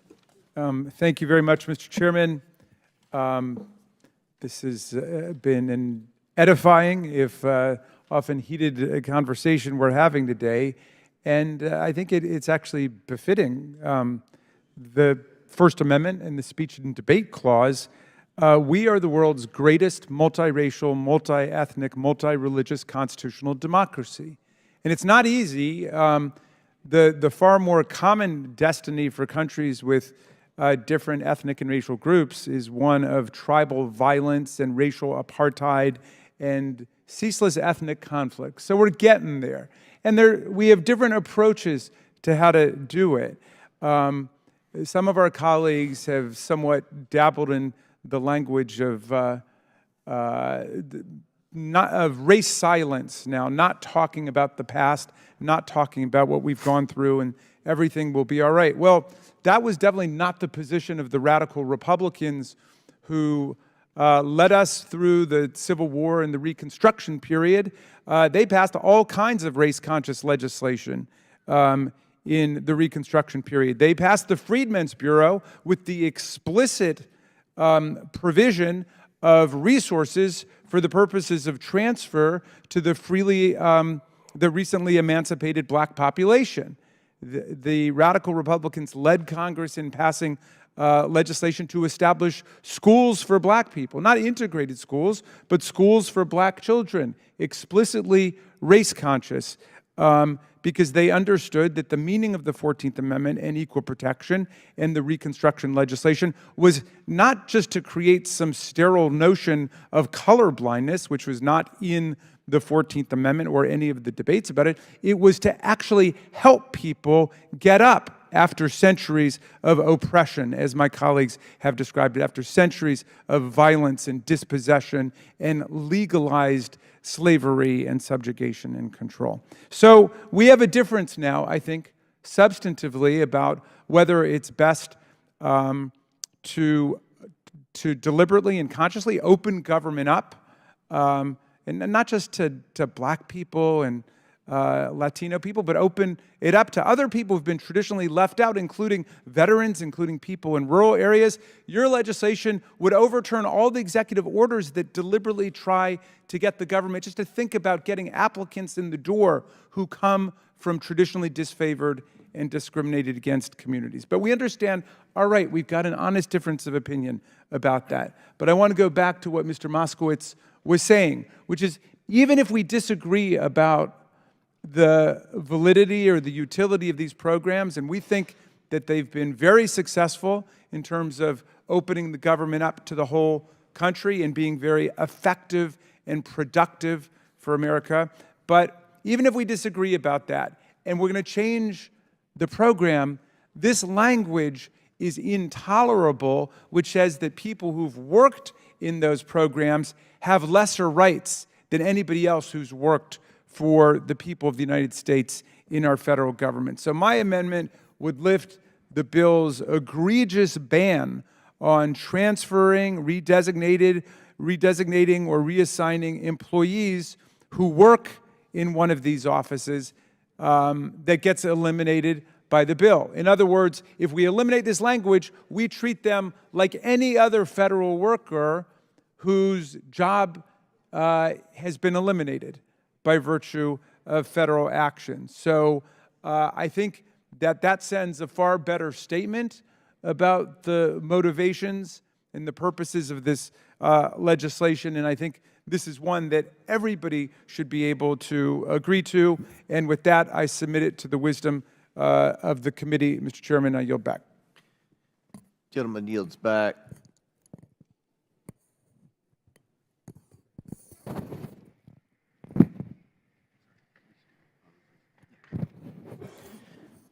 I recognize myself to speak on the amendment. I oppose the amendment. The amendment seeks to increase bloat in the federal workforce. It does this by preventing the dismissal of employees whose offices, functions, and positions are eliminated by the bill. The federal workforce is already massively oversized. We should be doing everything possible to reduce the size of the federal workforce, not to keep it filled with unnecessary employees as the amendment seeks to do. And of course, nothing in the bill precludes the dismissed employees from reapplying for a job elsewhere in the federal government. This was an issue in the presidential race, reducing the size of the federal government. The overall bill eliminates taxpayer funding for federal offices, programs, and grants affiliated with DEI. It's already federal law to discriminate against anyone based on their race. And the president-elect was transparent in saying this is one of the specific areas where they were going to seek to cut waste in the federal government. We cannot continue to spend $1.5 trillion a year more than we take in. And I think that the president-elect was transparent. I feel like this issue was talked about. With all due respect to the Democrat nominee, Ms. Harris, Vice President Harris, there was, I don't know a lot of specific things she was going to do as president. I don't think she articulated very many specific proposals. One of the proposals that President Trump talked about was eliminating all the unnecessary DEI. And we've talked about how many positions have been created over the last 4 years. Instead of fighting for bureaucratic jobs, I believe, you know, I represent a poor area. And obviously there are poor minority districts. We should be fighting for investment, fighting for entrepreneurism, fighting for ways that we can lift up communities that have been impacted by poverty, like many of the communities I represent, many of the communities that are represented by minority members. We can do this. And I think that's what the American people want. The government's not the answer. The private sector is the answer. We need to be more efficient in government, and we are going to be more efficient in government. That is the mandate of the American people. So I oppose the amendment. I support the bill. And now I seek, Mr. Moskowitz, you seek recognition? Thank you, Mr. Chairman. So, listen, I have agreement with my colleagues across the aisle on wanting to shrink bureaucracy, wanting to decrease the size of federal government. That's a valid point. I think DOJ is going to try to do that, right? And you're seeing Democrats come out and support that. Chris Coons did that. Senator Coons did that the other day. What this amendment is saying is it's not allowing the federal government to stay the same size. What we're saying is as you eliminate an office, as you change a policy, if there are jobs available that they can transfer to, just like every other federal employee, then they should be able to do that. What you're doing is that federal employees have certain protections and rights that they get. And what you're saying is the federal employees that worked in this office aren't going to get those rights. All these people aren't going to get to stay, right? They're not all going to get to stay. That's not what this amendment is doing. This amendment isn't saying, okay, yeah, change the policy, eliminate the office, but then let everybody stay somewhere else. That's not what the amendment is doing. What the amendment is doing is saying they have certain protections, certain rights as every other federal employee in every other office.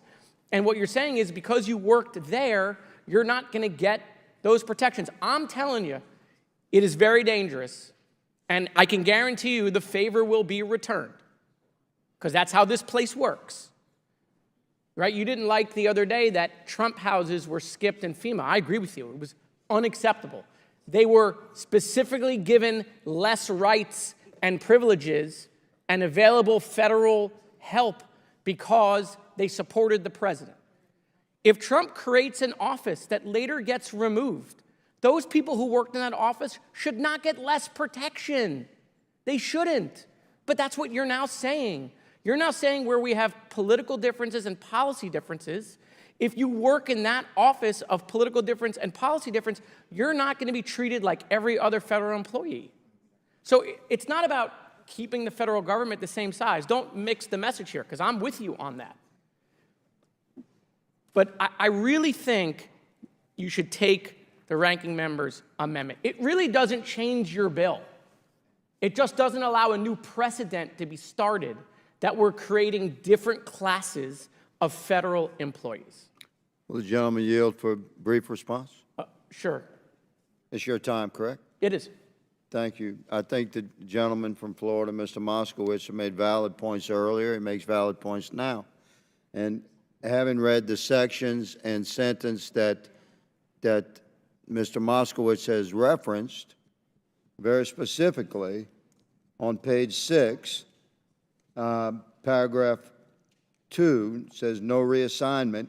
The head of a federal agency that closes, terminates, and winds up a program or office under paragraph 1. Then there's subparagraphs A and B. Subparagraph B says, may not transfer, reassign, or redesignate any employee or contractor with a position or function that is eliminated by operation of this subsection. And I believe that the gentleman is stating that if you close down a DEI department and you have a qualified employee that would like to transfer to the construction supervision department, that executive authority within that bureaucracy should be able to transfer that person from the DEI department to the other department. Is that correct?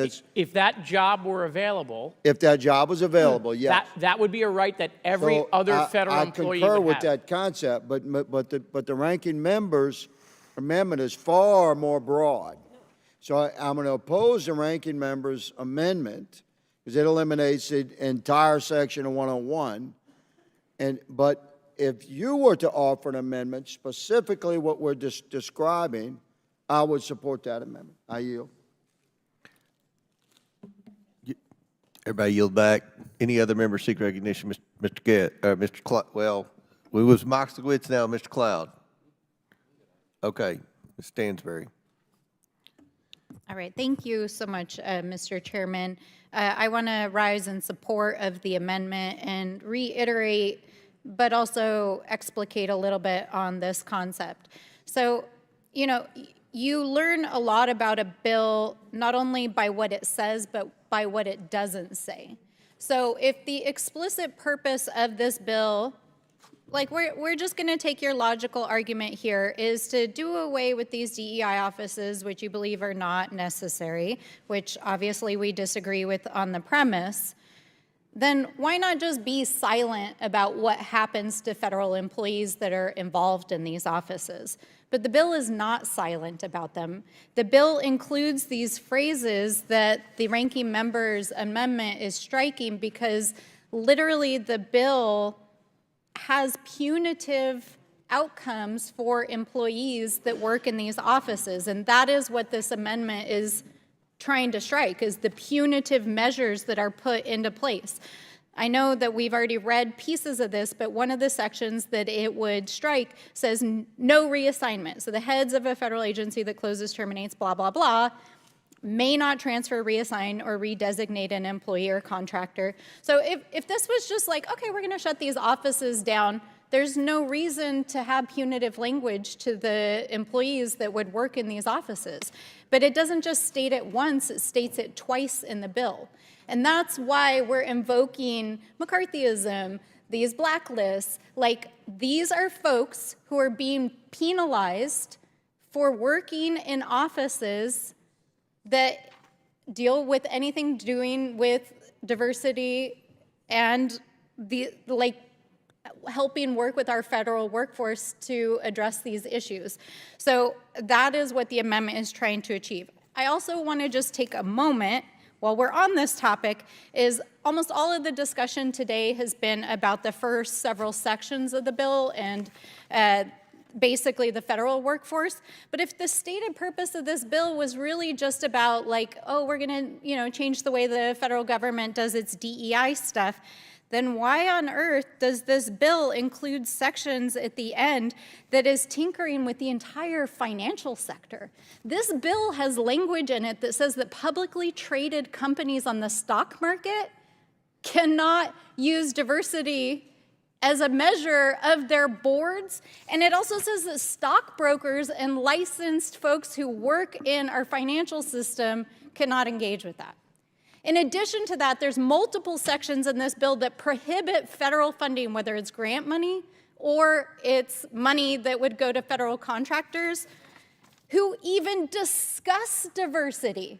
So there were some comments made here a moment ago about, we need to defend free speech. This bill is literally trying to regulate the free speech of the free market, private companies, the financial sector, nonprofits, and our federal agencies.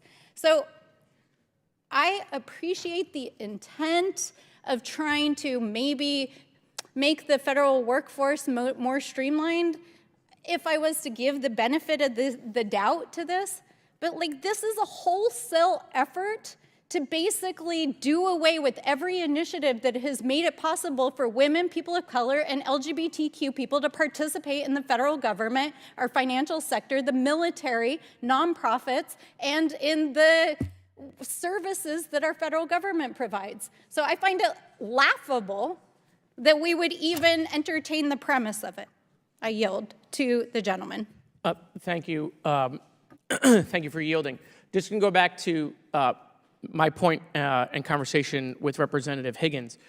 What the ranking member's amendment does is that language that we just discussed, that identical language appears 3 times in the bill.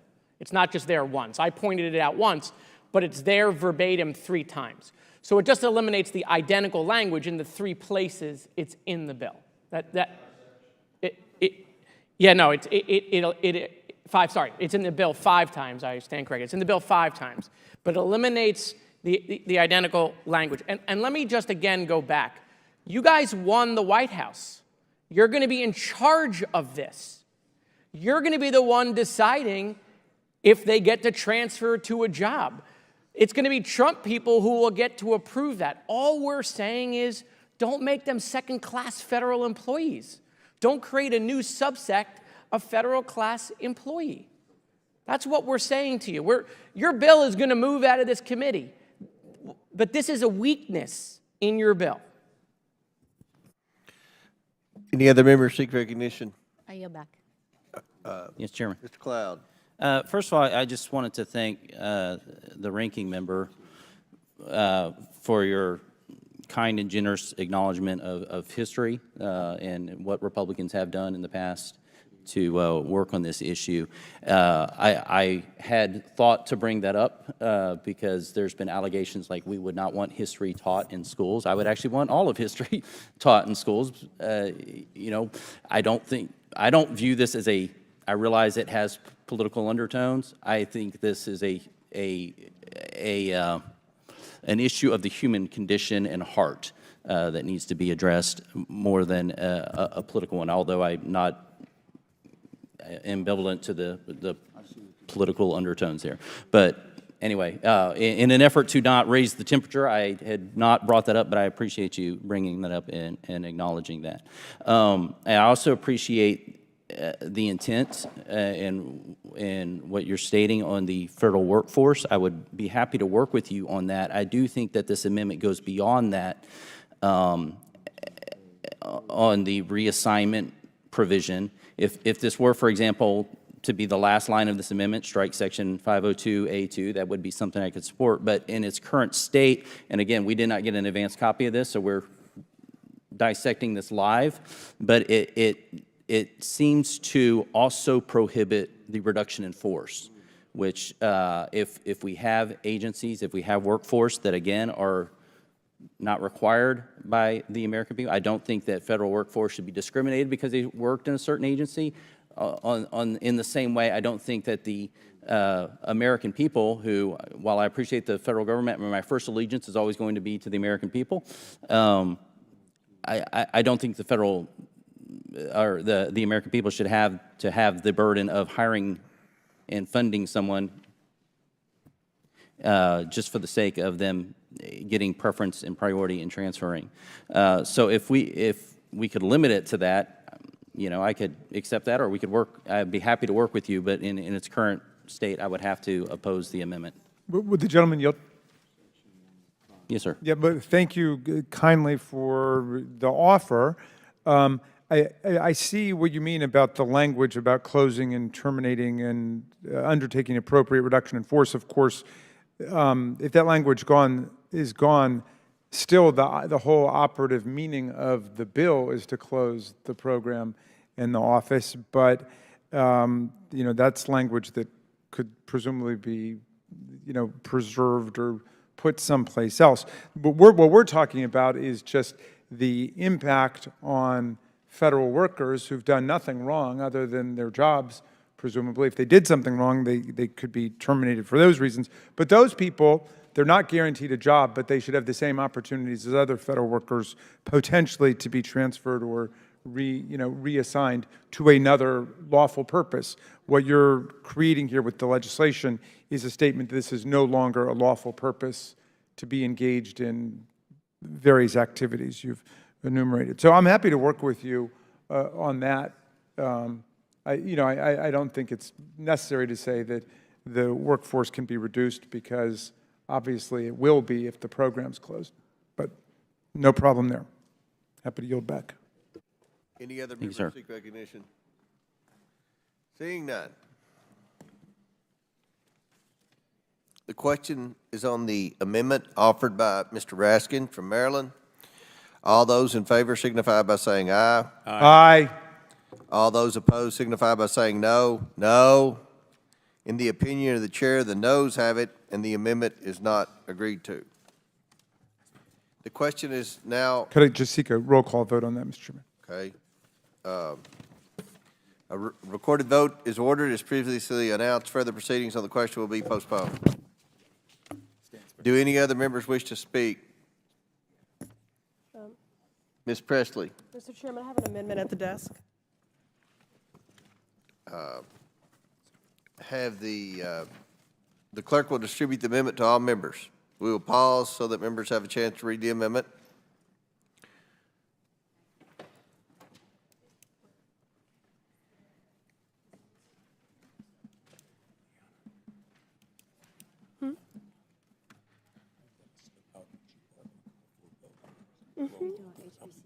Oh, okay. All right, thank you.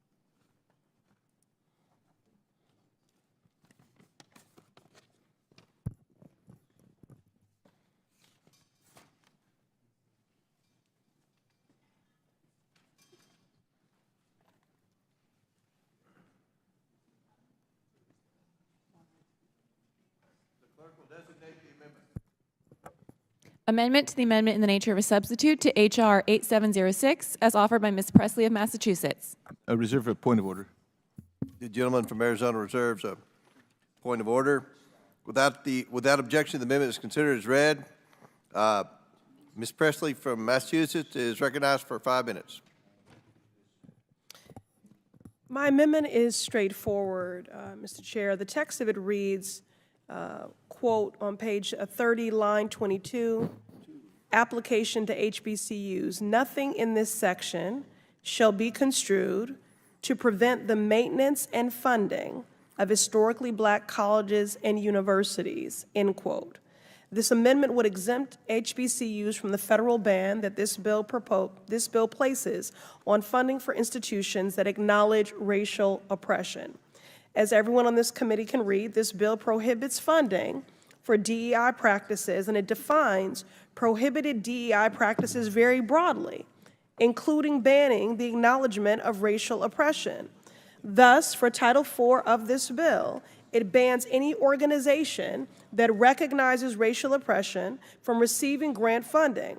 This has a direct impact on our nation's HBCUs. HBCUs were founded to provide higher education opportunities to Black Americans who were denied access due to slavery and segregation and systemic racism. These institutions are pillars of resilience, history, and excellence. Many of our congressional aides, and in fact our congressional colleagues, are graduates from HBCUs. HBCUs enroll and graduate a diverse student population, including first-generation college students and those from low-income families. While they make up only 3% of colleges and universities, they produce nearly 20% of all Black graduates. And they accomplish this feat despite chronic underfunding. This Republican bill, the Dismantle DEI Act, would result in HBCUs being banned from receiving federal grant funding. HBCU professors, researchers, and students would be cut off if this bill passes as it is currently written. That is why my amendment is necessary to protect HBCUs. I'd also like to add that some of the oldest HBCUs are in Cheney and Lincoln in Pennsylvania, Wilberforce in Ohio, and UDC right here in the District of Columbia.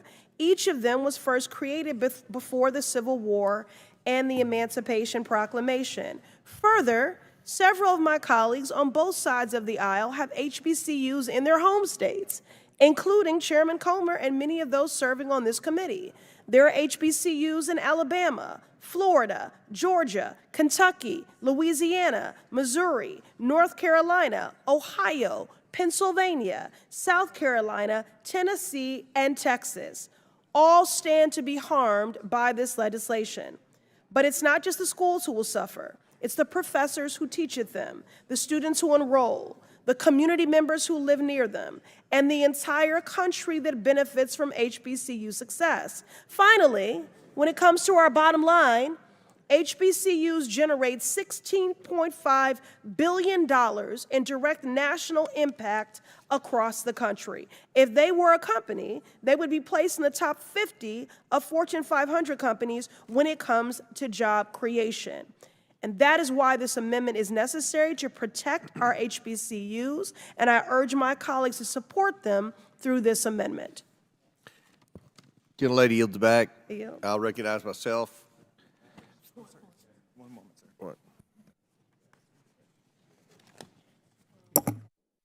Chair recognizes Mr. Cloud to speak on the amendment. I have no opposition to this, and as a former member of the Ag Committee, have supported funding for this, and so I do not see an issue with this amendment. All right. Any other members seek recognition? Support it.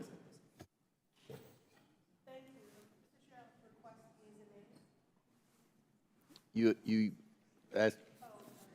Yes, I'd like to request yeas and nays, and thank you. Right. Any other members seek recognition? Seeing none. The question is now on the amendment offered by Ms. Presley. All those in favor signify by saying aye. Aye. Aye. All those opposed signify by saying no.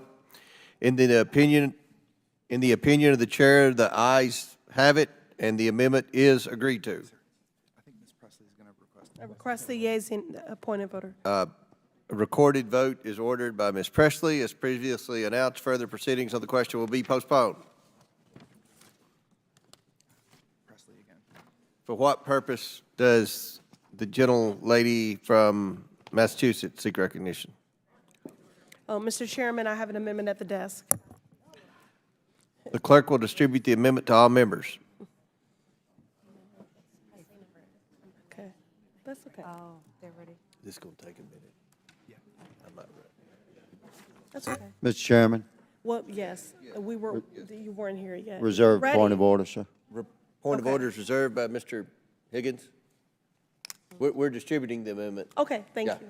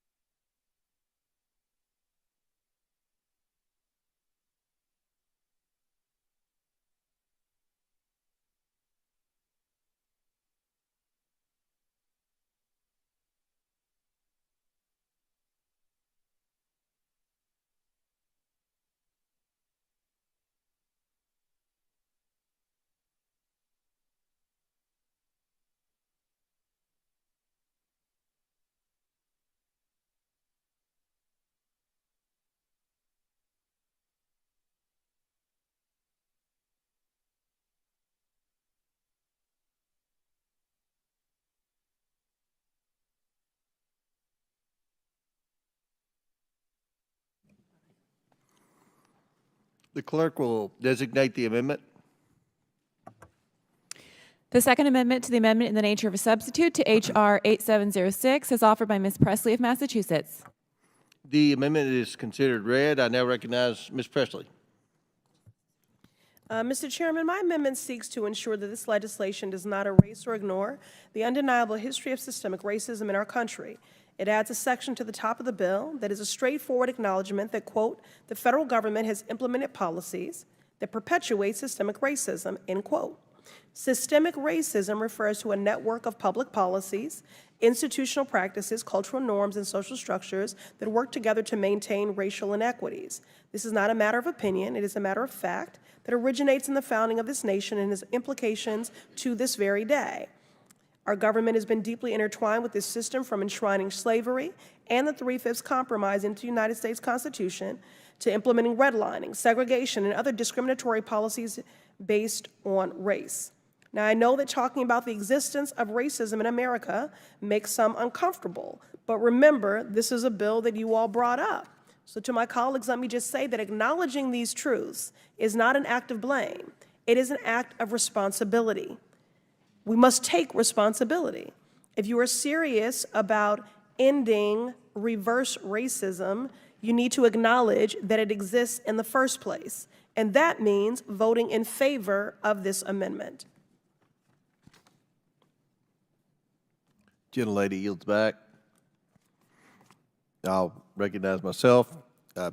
Oppose the amendment, which adds a rule of construction to the bill's amendments to the Civil Rights Act to state that nothing in the bill should be interpreted as denying that the federal government has implemented policies that perpetuate systematic racism. Nothing in the bill speaks to the issue. Therefore, no rule of construction is necessary. I urge my colleagues to oppose the amendment. Any other members seek recognition? Seeing none. The question is on the amendment number 2, offered by Ms. Presley. All those in favor? Yeah. All those? I'm sorry, can I be recognized? Are you seeking recognition to Yes, speak? yes, Mr. Chairman. I thought we'd already recognized you to speak. I guess somebody, can you yield, somebody yield Ms. Presley time? May Mr. I? Mfume? Chairman, yeah, I would yield time to the gentlewoman from Massachusetts. Mr. Mfume yields his time to Ms. Presley. Thank you. Ignoring systemic racism will not make it go away. By supporting this amendment, Congress can acknowledge a truth and set us on a path to fairness, justice, and progress for all. If Republicans are genuinely interested in denying racism exists against Black people, Indigenous people, and all people of color, it is a reflection of your values and explains the policies they put forth, including this bill. Now, we acknowledge that progress has been made. The progress is real and worth celebrating, but that doesn't mean that our work is done. Recognizing the injustices and their impacts is essential to building on that progress and ensuring that it lasts. I yield back. Gentlelady yields back. Any further discussion? Seeing none? Yes. I just want a point of clarification here. Thank you, Mr. Chairman. We are addressing, this bill is being proposed to address reverse racism, yet we're not willing to acknowledge racism.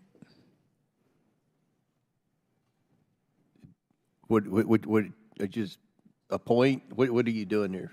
I'm asking for But clarification. If the bill that, the amendment that Ms. Presley is proposing suggests that we just simply acknowledge that racism exists, and the fundamental point of your legislation is to deal with reverse racism, then I should ask you, what are we doing here? I would assume you're asking Ms. Presley the question. No, I'm asking you. You might as well ask Ms. Presley the question. Well, maybe I should ask the author of this legislation, Mr. Cloud. Yes, ma'am, I apologize, I was reading. Okay, just trying to get clarity here. If we cannot agree that racism exists, but this legislation you're proposing is to deal with reverse racism, why are we here? I think you answered the question in your question. I don't think I did. Reverse racism is included in the language, yet you Racism do is not want racism. to acknowledge that racism exists, which is simply Ms. Presley's request here. We have discussed that over and over. There's been no denouncement or statement that racism doesn't exist. We've talked about the fact that it indeed does, and it's a horrible condition of the human heart of some people that still does exist. So you are in support of Ms. Presley's amendment, then? It sounds like you are. This rule of construction that's, by the way, being given to us at the last minute, one, us coming through figuring out what the intended consequences are, as these were not submitted in advance, as my bill was, is one of the challenges. There's no legal definition of what systemic racism is. I think we would want to talk about what government, what policies, and all those sort of things. So this is a pretty broad statement that I'm not sure I could support in the time I have to look at this. I will yield to Ms. Presley. Thank you to the gentlelady from Ohio. This bill is all about racism, which is exactly why my amendment is relevant. and the congressional record needs a clear vote on my amendment so that the American people will know where members of this committee stand on this issue. For all people who know racism exists and want to end it, I urge you to vote yes. I yield back. All right. Any other members seek recognition? Seeing none. Mr. Chairman. Chair recognizes Mr. Higgins. Mr. Chairman, setting aside the rule of construction in the interest for transparent and candid response to my colleague's query, the amendment is poorly written. It uses past tense and current tense on the same subject matter without indicating a shift in time. You're not just saying in a statement that we acknowledge that racism is a part of human nature and exists as part of the human construct. Of course, the corruption is born of the heart of man, not the mechanisms of man. Every one of us would recognize that racism exists throughout human history, in every culture, in every land. The sun never sets, nor has it, on some manifestation of racism throughout the history of man. Yes, there you go. Statement in the Oversight Committee, part of the historical record now. But your amendment, the good lady has introduced an amendment which I oppose because it's very poorly written and it's quite condemning of the American people and American society. What her amendment is saying is that prior acts of our nation and our forefathers before us have perpetuated systemic racism that currently exists in our country. You're asking us to say that America is systemically racist. And that's not the same as saying that just admit that racism exists, which is what you're stating when you discuss this, but in writ, it's quite different. So I oppose the amendment. Appreciate the effort, but no. Any other members seek recognition? Mr. Raskin. Thank you, Mr. Chairman. It's a fascinating colloquy now, and I wanted to just suggest one thought for Mr. Higgins. I actually think this is a very well-written amendment. It says, nothing in this act shall be construed to deny that the federal government has implemented policies that perpetuate systemic racism. And I'll give you one good example, Mr. Higgins. I think it doesn't say has implemented policies that have perpetuated systemic racism, nor does it say has implemented policies that have perpetuated racism.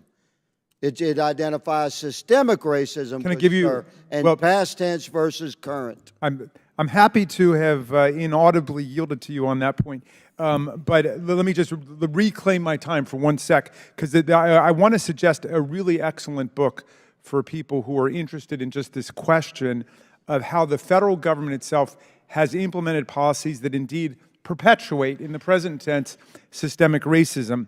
The book is called The Color of Law, A Forgotten History of How Our Government Segregated America. And it's about federal housing policy and the FHA and veterans policy, all of which deliberately segregated America and deliberately gave certain kinds of benefits to whites that were not available to blacks, and then deliberately and consciously redlined areas. I read it, I think, about, 6 or 7 years ago, so but forgive me for not being able to detail more precisely what it's talking about. But the author, Richard Rothstein, explains how federal housing policies in the 1940s and 50s explicitly mandated segregation and destroyed the capacity of African-American families to be in integrated neighborhoods and of white families to be in integrated neighborhoods. That was a deliberate policy. So, I mean, it would be nice to believe that when the 13th Amendment was adopted and slavery was abolished and the 14th Amendment was passed, that everything was okay. There was an effort in the Reconstruction, and again with the radical Republicans' efforts to transfer resources to the recently freed population, to lift people up who had been downtrodden by law for centuries, but then Reconstruction was undone. And we got into Jim Crow and poll taxes, literacy tests, grandfather clauses, and the whole system of inequality in the law, which lasted at least up until the Civil Rights Act of 1964 and the Voting Rights Act of 1965, but it didn't end there either. And so there's a real history to it, and I think that's what makes all of these issues so difficult.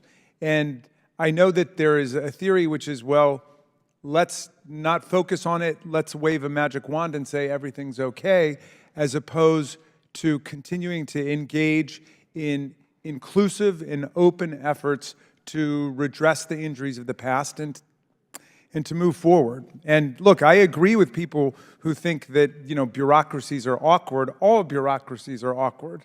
There's no doubt about that.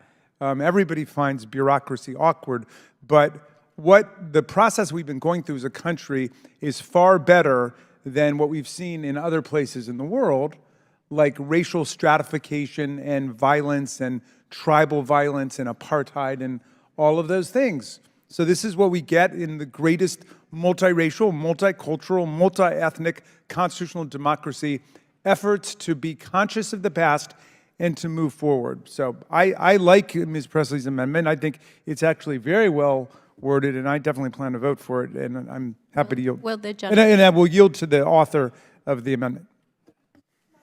To my colleagues, let me just reiterate again that acknowledging these truths is not an act of blame. This is not a blame amendment. It's just simply an act of responsibility. So let's take the responsibility.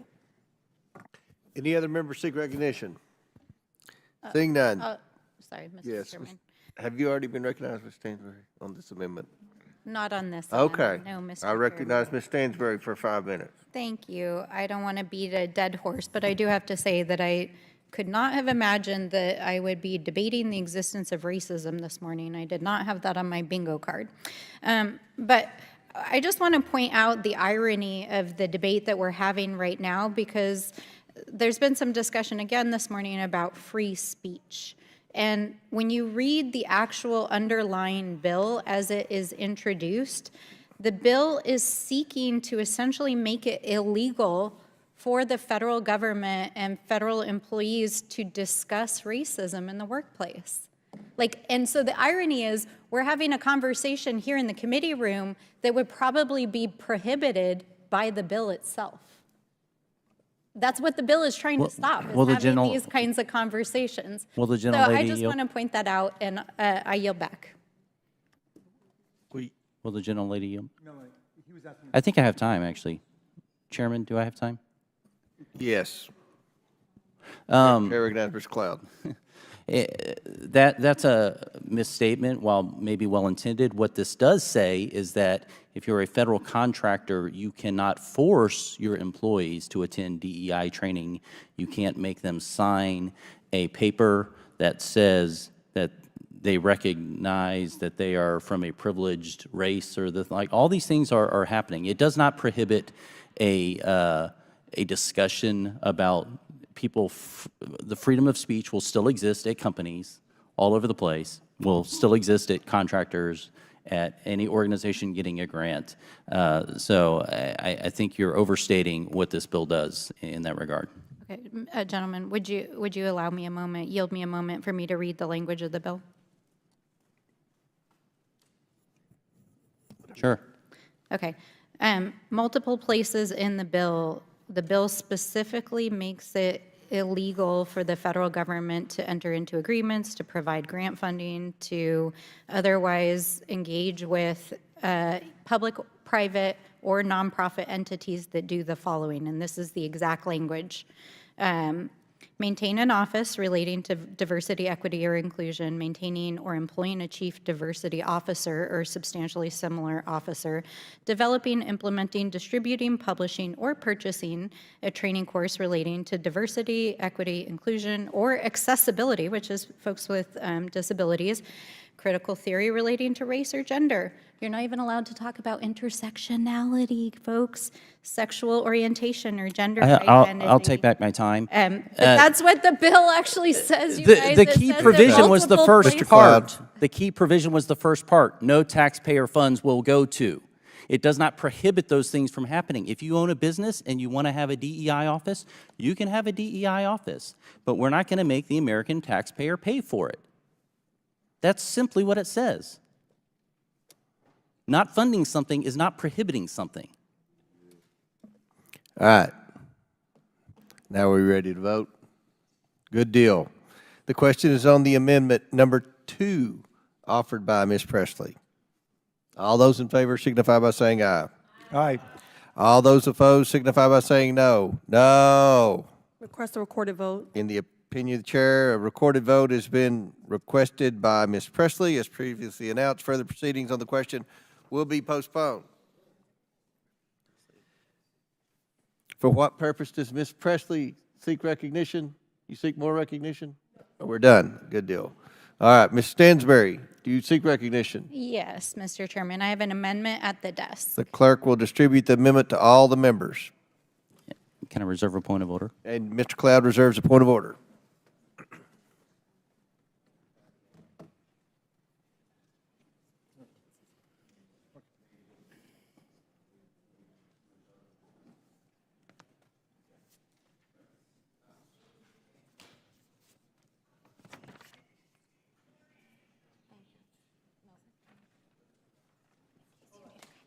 Okay, thank you.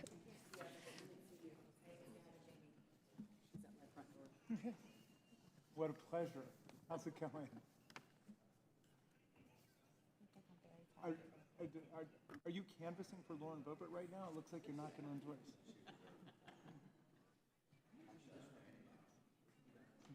Well, we all love her. We all love her. You don't need to waste your time with us.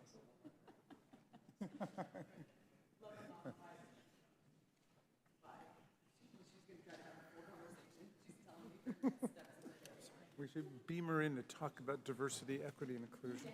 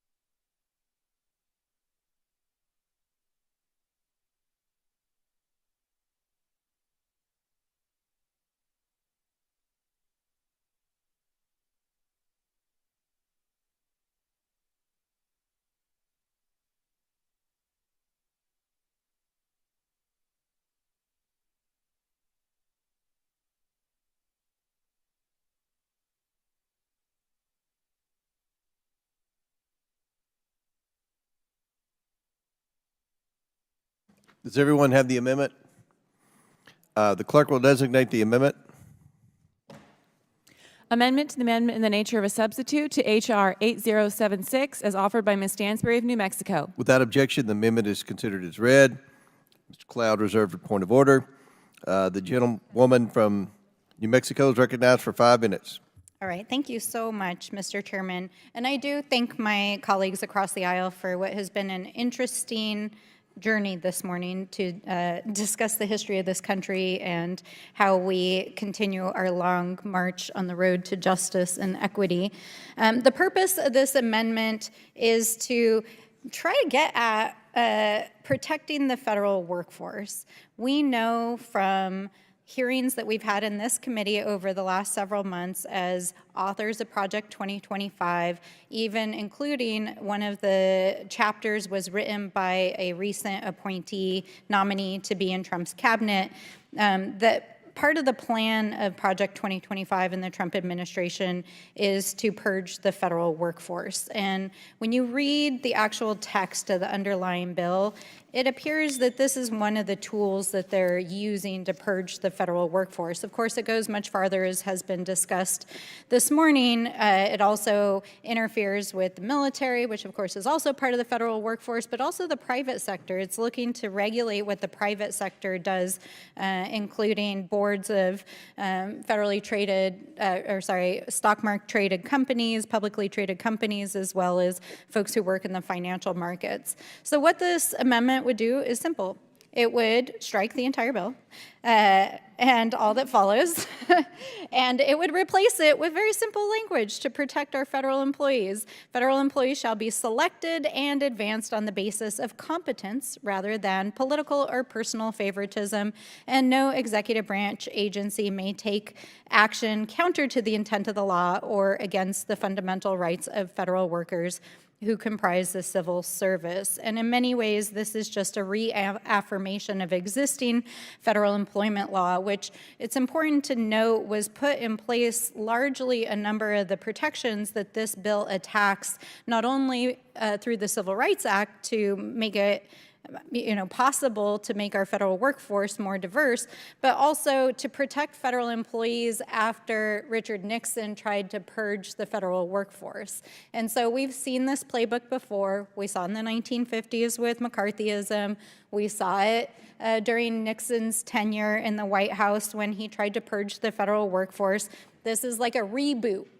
This is like the new season. This is the new reality TV show. And if you needed any evidence of the fact that we're living in a reality TV show, look at some of the nominees who've been nominated to be the heads of these agencies. So, we just want to make sure we're protecting the federal workforce and that our reality TV cabinet secretaries don't go after them. And that's what this amendment is all about. Gentlelady's time's expired. Mr. Chair, I invoke my point of order based on germaneness. State your point. Raise a point of order on germaneness. Okay, I'm prepared to rule. The amendment is not germane to the bill, therefore the amendment is not in order. For what purpose does Mr. Frost seek recognition? Mr. Chairman, I have an amendment at the desk. The clerk will distribute the amendment to all members.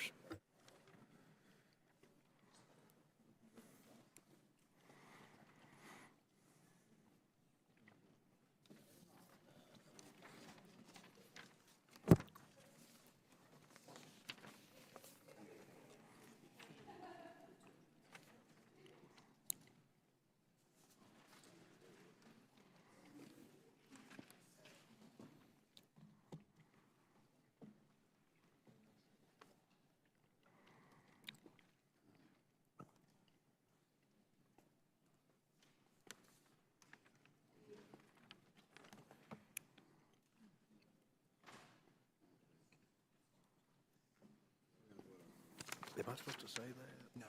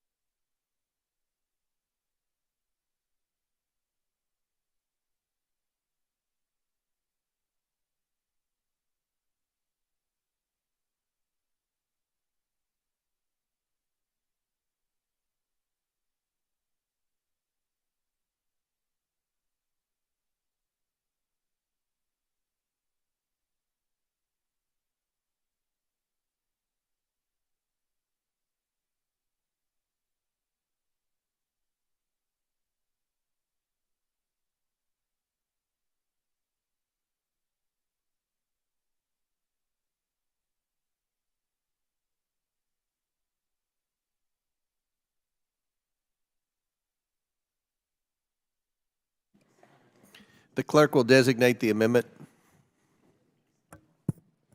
Amendment to the amendment in the nature of a substitute to H.R. 8706 is offered by Mr. Frost of Florida. Without objection, the amendment is considered as read. I reserve a point of order. The gentleman from Florida is recognized for 5 minutes. Thank you, Mr. Chair. And, before I talk about my amendment, just want to be clear, my amendment is going to focus specifically on veterans serving in the federal government from the harms of this bill, but I oppose the impact of the underlying bill, the impacts that the underlying bill will have on every single employee in the federal government. Today, veterans make up more than 30% of the workforce, according to OPM. That's over 636,000 people who have served their country in uniform and continue to do it as civilians.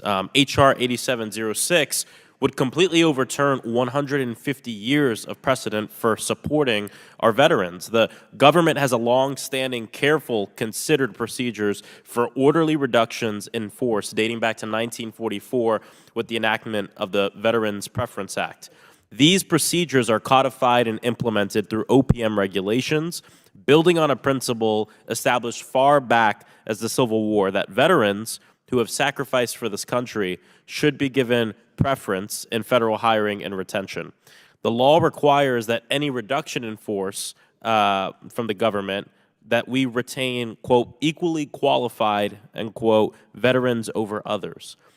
Under this misguided bill, a qualified veteran could immediately be fired for simply working in a diversity, equity, and inclusion office, regardless of their combat service, disability status, or their decades of exemplary performance, or their proven value to the agency.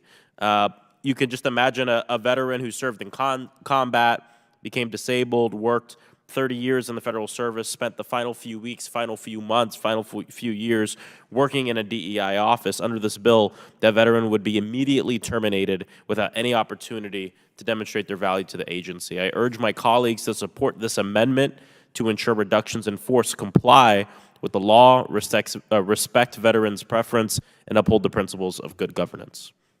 Gentleman yields back. Chair recognizes Mr. Cloud. Thank you, and I certainly appreciate the gentleman's intent in this. Both sides of the aisle certainly respect those who've served in uniform. I'm proud to represent a district that has, it's a place people flock to because of how our community supports veterans. I have a concern about this and would love to work with you on it, but my concerns are of a technical nature in us getting at this at the last minute to understand the potential unintended consequences. Very specifically, I could speak to the provision that says Code of Federal Regulations. We do not have the time in the moment to go through the entire Code of Regulations related to this and see what is there, not to mention that could change tomorrow without Congress doing anything. So we certainly want to protect veterans. I do not think that this would negate the longstanding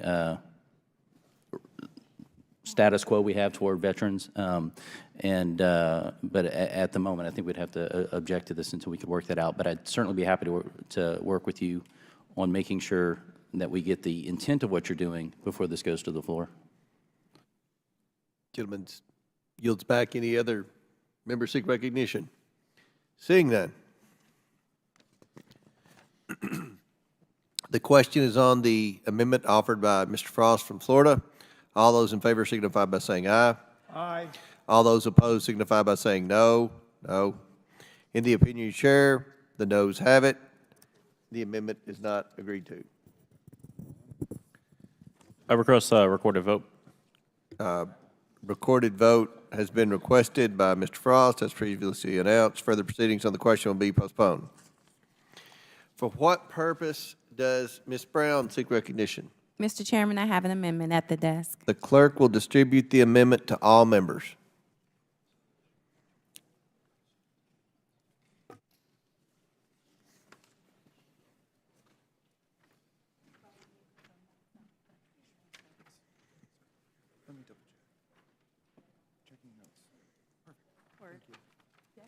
Yes.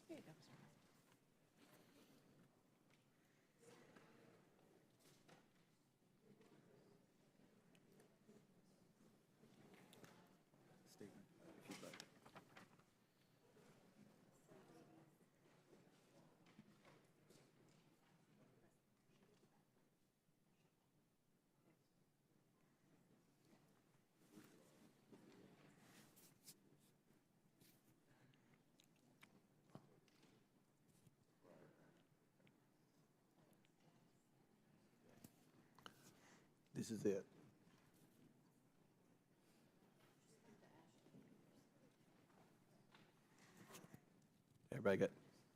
Everybody have the amendment? The clerk will designate the amendment. Amendment to the amendment in the nature of a substitute to H.R. 8706 is offered by Ms. Brown of Ohio. Without objection, the amendment is considered as read. I reserve a point of order. The gentlewoman is recognized for 5 minutes to explain the amendment. Thank you, Mr. Chairman. This bill completely contradicts the vision and principles of this nation and would erode the federal government's enforcement of non-discrimination protections in communities that are uniquely underserved. It will strip the federal government of a workforce focused on the mission of their agency and ensuring an inclusive, positive, and safe workplace for all employees. And to make matters worse, it would force federal agencies to close down all federal offices that operate diversity, equity, and inclusion programs, fire employees who work in those positions, and prevent them from finding a new job elsewhere in the federal government. My amendment would ensure any employee or contractor from an underserved community in danger of getting removed from federal service is afforded appropriate opportunities to remain in federal service pursuant with current federal law. On February 16, 2023, President Biden issued an executive order that sought to build a federal workforce that reflects the fabric of our nation and deliver resources and benefits to the American people consistent with the needs of the public. This landmark executive order ensures equity for people that belong to communities that have been systematically denied equal treatment under the law. That includes employees who are from communities of color, individuals from communities that face discrimination based on sex, sexual orientation, and gender, including LGBTQ+ people, individuals who face discrimination based on pregnancy or pregnancy-related conditions, parents and caregivers, individuals who belong to communities that face discrimination based on their religion or disability, people who live in rural communities, and veterans and military spouses, first-generation professionals or college students, immigrants, people with limited English proficiency, and the formerly incarcerated or individuals facing employment barriers based on older age. The people who fall under these categories are your friends, your neighbors. They are also federal employees. H.R. 8706 would fire people simply because they had the misfortune to work at an office that our majority doesn't like. The bill as written would mean that a pregnant woman who is already likely to face persistent discrimination in the workplace would be fired simply on the basis that they worked for a federal or contracting office that supports diversity, equity, and inclusion activities. It would mean that a person who lives in a rural town would be let go with no possibility of reassignment just because they worked in a diversity, equity, and inclusion office. It would eradicate positions for people with disabilities who currently work in these programs, regardless of their level in the office, who are making progress towards Equal Employment Opportunity Commission's rules to make up 12% of the federal workforce. I ask unanimous consent to enter into the record a letter from the Disability Rights Education and Defense Fund stating its concerns with H.R. 8706 and its potential effect on federal workers with disabilities and broader disability community. Without objection, to ordered. Thank you. It would allow the firing of LGBTQ+ people for the sole reason that they took a position that upholds a mission of building a federal workforce that reflects the communities it serves. And it would coldly fire veterans and their spouses who make up more than 30% of all federal employees with no possibility of reassignment because they want to continue serving their country in a different capacity. This legislation would provide a chilling downstream effect across federal agencies in all offices and federal workers across all levels of government. I ask unanimous consent to enter into the record the American Federation of Government Employees statement against H.R. 8706, in which they write, and I quote, "While AFG certainly applauds any legislative proposal to curb and eliminate employment discrimination in the federal workplace, we regard H.R. 8706 as actually setting back that cause, not advancing it. Under the broad pretext of combating discrimination, which has long been illegal, H.R. 8706 would, if acted eliminate virtually all agency initiatives currently in place to develop and maintain a dignified, respectful, and safe workplace that enables federal agencies to carry out laws and directives in a professional and efficient manner. Without objection. Without Thank you. objection, so Okay. ordered. Our nation's strength is in its diversity. Our federal workforce must embody that strength. This bill exemplifies our nation's weaknesses. For these reasons, I respectfully ask my colleagues to support this amendment, which will protect dedicated workers in our federal government. Ladies, time's expired. I'll recognize myself.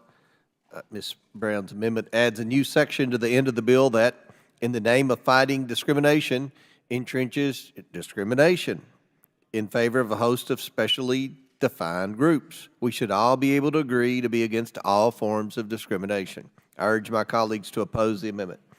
Does any other member seek recognition? We should all be able to agree racism exists. Do any other member seek recognition? Mr. Cloud. I'll just say I concur with the chairman. This amendment, in the name of non-discrimination, actually would be, if adopted, systemic racism in excluding people from a cut of an agency based on all these determinant factors that we've discussed all day. It would be very concerning if this were to pass. And I will just point out that no matter how many times it is said that this bill prohibits people from continuing and ever working in the workforce, you can say it 1,000 times and it will be as untrue on the 1,000th time as it was the first time. People can still reapply. This bill simply eliminates offices that are not providing value to the American taxpayer. It's probably one initiative of 100 or more that need to happen for us to get back to some sort of fiscal restraint, which is maybe our #1 national security issue that this country is facing. And so with that, I will yield back to the Any other members seek recognition? Seeing none, the question is on the amendment offered by Ms. Brown. All those in favor signify by saying aye.